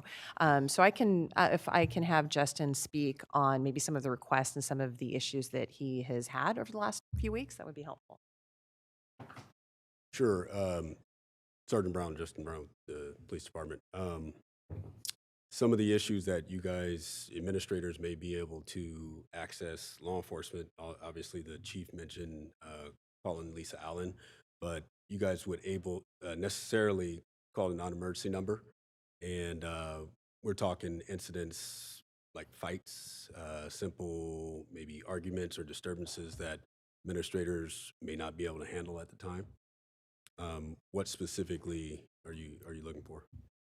That's it, just to understand the types of issues that they would be able to call about under this new model. Fights, calls that involve weapons, disturbances, we may be called out for to partner with the school mental health resource folks to address mental health issues and provide assessments and make those referrals to medical professionals, a variety of issues, I mean, that we may be called out for. Okay, thank you. So I have two more quick things. There's some language in the contract that I really think is problematic, and I want to suggest that we strike it. It's under recitals on page 1 of 19, and it says the district desires to limit our SRO presence on district campuses, and as a result understands that this agreement will limit the ability of the Sacramento Police Department to respond to critical incidents and other emergencies on district properties. So it's very categorical, it's very vague. I don't think it's accurate to what we're trying to accomplish here in terms of identifying appropriate duties for law enforcement versus site. It's not a categorical limitation of SROs on district campuses. There's many, many reasons, and they're in an appendix of what the other types of things would be. So maybe you can address that. I think it's also probably a question for the attorney, but our understanding is the district wanted to be very clear in the fact that officers would not be permanently assigned to school campuses, and that that interaction would be limited. And so that's why this clause is included in the contract. So it's very specific, and it goes into the role, really the new role of what's being asked of the SRO. So I think the first part of that clause is the district desires to limit SRO presence on district campuses. I think that was discussed and decided upon on August 15th, 2019, the last meeting we talked about reimagining school safety. So I think the rest of that I think you're talking about when we talked about non-school site based SROs, right? Versus the district desires to limit SRO presence on district campuses categorically. It doesn't say the district desires to not have SROs assigned to a particular school and be on campus the whole time. Anyway, I don't think this language is necessary or helpful, and to me, So you're suggesting an amendment to the current language? what are our avenues about that? I would be open to striking it if there was agreement to do so.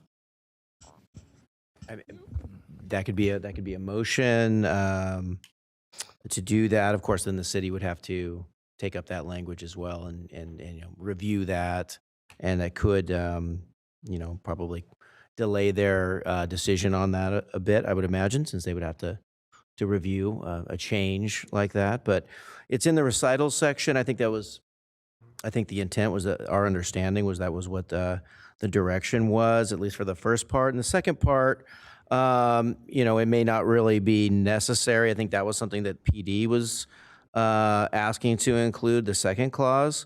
So I don't know if they're going to be amenable to accepting that change or not. We did discuss that a bit. In the end, I don't know that it makes a whole lot of difference to, the duties. They kind of are what they are in the agreement.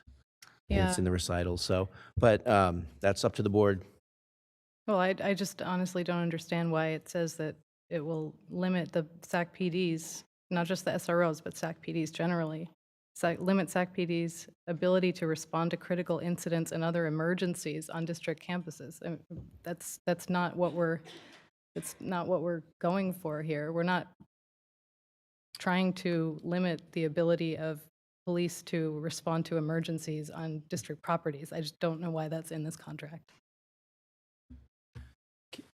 Can I ask? I would welcome any other board discussion on that as well. Superintendent Aguilar? Member Morosky, just maybe it's a question for you as well as our partners. Are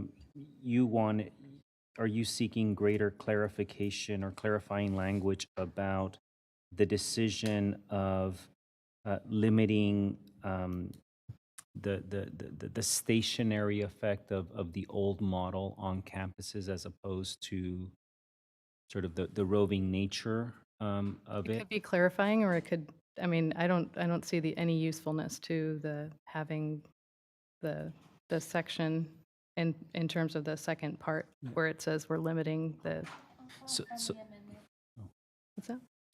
Board Member Pritchett? I don't know if I'm going in the direction that you're asking for, but maybe having a sentence after, or right before the comma that says something in the matter of, by having non-school site-based SROs. Is that kind of where you're going? Well, let me ask a procedural question because I don't want to hold up this contract any further. We discussed this in February, then August, then now. Is there any procedural way to move forward with this tonight and actually see if the city and the district could agree on either clarifying language or striking some of that language that I think doesn't belong there? To be moving forward with the suggestion. Yeah, I would just say again that, you know, if you don't adopt this contract as is, we can go back and try to further discuss. But it'll that set the term. timeline back? That's going to take, of course, a little bit more time. You could adopt it with that amendment, but then again, then the police and the city will have to evaluate that to see if they're still in agreement with it after that change. So I don't know. I can't speculate on how long that process would be, but. Can you bring a contract amendment back if we vote on this contract tonight? Can you bring a contract amendment back to the board next meeting? If we vote on this and if we back amendment. Yeah. I mean, So Then it would bring it on. We can bring the amendment back to the table. Yeah, as we So the board could move to adopt the contract before you at how you want to.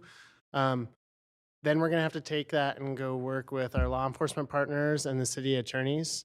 And whatever changes that the board may wish to see may not be amenable to our law enforcement partners. So therefore, we may have to bring something back to present again. But for Nathaniel, adoption. please correct me if I'm wrong, because of the board concerns that we continue to adjust and respond to whether or not this is effective or not effective in meeting the needs of our students and our community, we will be doing a quarterly review, including a February addendum, correct?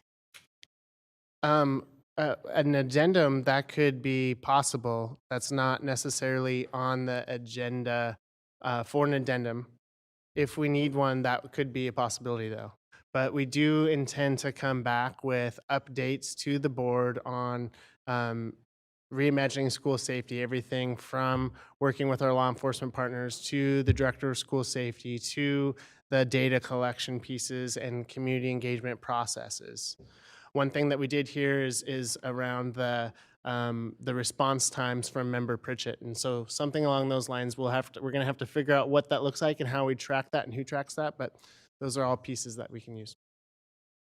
So the safety director position, my understanding is part of the commitment based on the best practices that we had from looking at the Black Youth Leadership Project's work with Elk Grove and others, is that we will have a regular review committee that will look at the data, question the data, and if in fact we are seeing that it is having disproportionate impact on certain student populations or areas, make the appropriate adjustments like they have done in Elk Grove. Is that correct? Yes, that is correct. So I think what I'm hearing, and I think it's very fair, right? I think that this is not a solution that meets the needs of either side. We are trying to figure out a way to, one, recognize our student voice and student community that has said, and we've heard this pretty consistently, that we do not want cops on campus. This is something that we've heard from a segment, I want to be clear about that, of the student population that feels that there is intimidation and a sense of a school climate that's unwelcoming. So in looking at non-school site resource officers, the intention was to be able to meet the needs of critical incidents safety incidents where we would not want to be in queue with a general police populace, but would instead want to have SROs that have secured the necessary training to be effective in interacting with our youth when they are called, because we do not want non-trained personnel. But I think these concerns around the training being articulated and continuing to understand what the obligation is goes hand in hand with the data.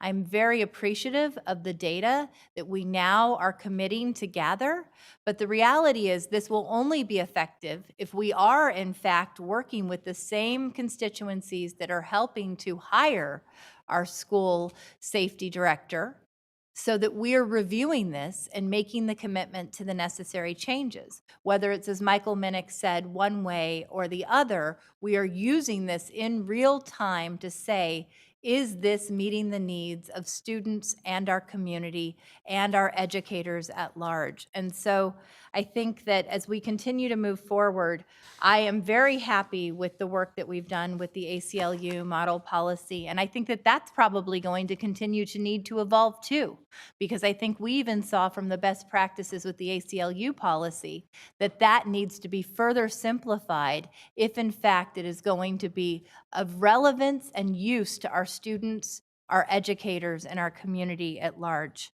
I know that we're over time.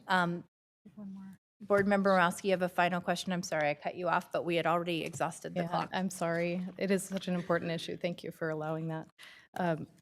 So I had discussed this with staff prior to our August 15th meeting. Didn't talk about it at the board, but I had originally thought the Reimagining School Safety proposal would include other staff. I feel like what we're lacking here is trusted, trained adults around kids, and especially in those critical, like, after school times. I know, speaking from McClatchy's experience just on Freeport and Cal Middle, and you have administrators who are taking their time and walking down there and being there every day, and and that's just not an appropriate use of our resources either. So I want to know, what can we do? I mean, I don't think 3 is enough, frankly, like, because we don't have other resources in place. Like, we're not there yet to have, a mid-level district personnel that could handle safety. Or so what can we do in the meantime for places like McClatchy, or is it Food Max, or areas where we have just a lot of concerns at certain times after school? I know we have a supplemental contract in place. Is it possible to keep some level of like surge in place for the after school period, which seems to be the most critical piece? So, Member Morowski, I think I heard a couple of things in there. First, around training other school site personnel. So, in the August 15th meeting, we outlined how the first step to that plan that we outlined to do just that was to hire the director of school safety. So, we are luckily almost there from what it sounds like. And we will be circling back around on that, absolutely, as outlined previously. The other piece that I heard you say was around the ongoing concern around some of the larger off-school but directly adjacent to school fights that we've seen, and how we can address that. So depending on how the board takes action this evening, the contract will be in place the week after next, which I believe coincides with the week after the city council takes action. So getting the SROs onboarded and moving will help out considerably. We also do currently have the supplemental contract that helps with the enrichment and athletics after school hotspots and such like that as well. Will that stay in place, though? So Contract that we're passing, yes. this contract, I think that's, Well, so what we will do is work with SAC PD, Member Morowski, because as we identify and hire the individuals that, as our partner indicated, have the right fit for our communities, then I would anticipate that part of our efforts will be to make sure that we are meeting the needs on a daily basis, and we are aware of those hotspots. We can come back to you after we discuss with them whether they foresee the need to have a separate set of individuals doing that. I do appreciate, because this is an area where we have heard from our administration, our administrators who are dedicating a lot of time after school in those areas. I think our priority right now is to bring on these officers so that we can begin the process of meeting the needs of our students, at least making sure that we continue to have a safe learning environment. I also think that it's important that we do come back in terms of a more complete reimagined plan. In this case, we're bringing a contract with SAC-PD because that is a separate part of a larger plan, and we think is foundational to a larger and broader plan as well. So we will have a conversation about whether they foresee a need to have to continue that supplemental contract. We haven't had that conversation, but I do want to make sure that it takes place. Thank you, Superintendent Aguilar. Sorry, go ahead. I can address that really quickly. So yes, you can certainly continue the supplemental contract while there's sort of a bigger plan put in place. And just regarding concerns over this contract, there is not a termination or a waiting period. So for some reason, the contract isn't suitable to your needs, it can be terminated at any time. It can also be amended by mutual agreement. So you do have that flexibility with this contract. You know, I absolutely understand, having worked at your school district right upstairs for over a year, the challenges that you're facing. I hear everyone in the audience. I know there's a lot of needs within the school district. And so I think I just want to end by letting you know that we support, you know, what you're, anything we can do to help you with that plan, because just like you know, school safety and student safety is really a priority for us. And we understand how important that is moving forward. So I hope that answers some of your questions. We can certainly help with the supplemental plan while you continue to work on the larger plan. Yeah, I would just ask that, you know, we take a look at continuing the supplemental contract to make sure we have those resources in place, because it now, without all of the plan in place, it's we're just taking away without having enough in place to supplement it. Thank you. And I do want to ask, just as a final point, for the community members who are here and those concerned on both sides. I mean, we have such limited resources. This is a small amount of money. And one of the things that I had made a request to a couple individuals in the city is, you know, would you be willing to cover the cost of after school hours, et cetera, when we have had additional need for support and it was not favorably met?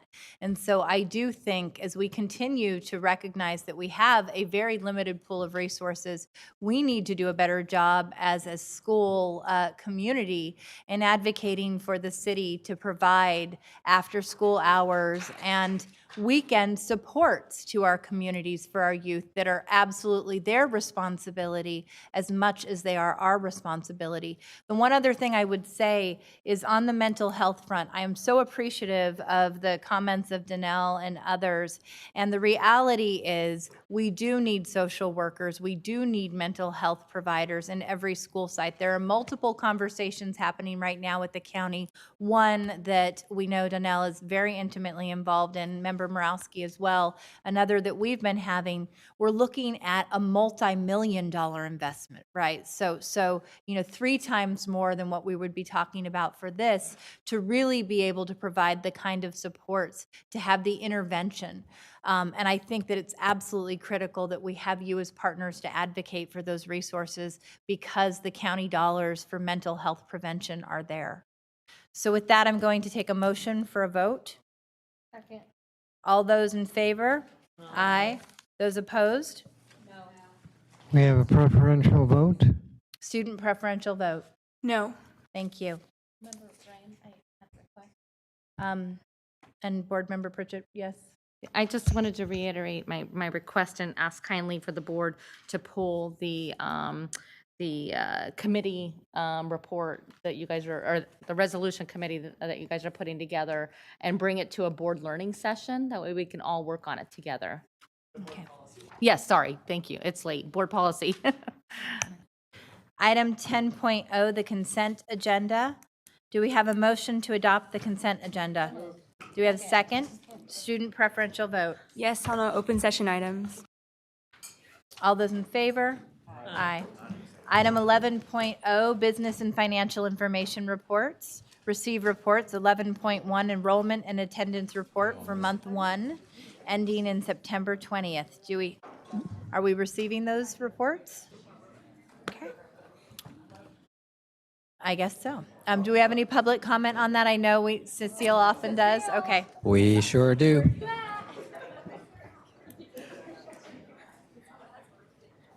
You could not forget about me, right?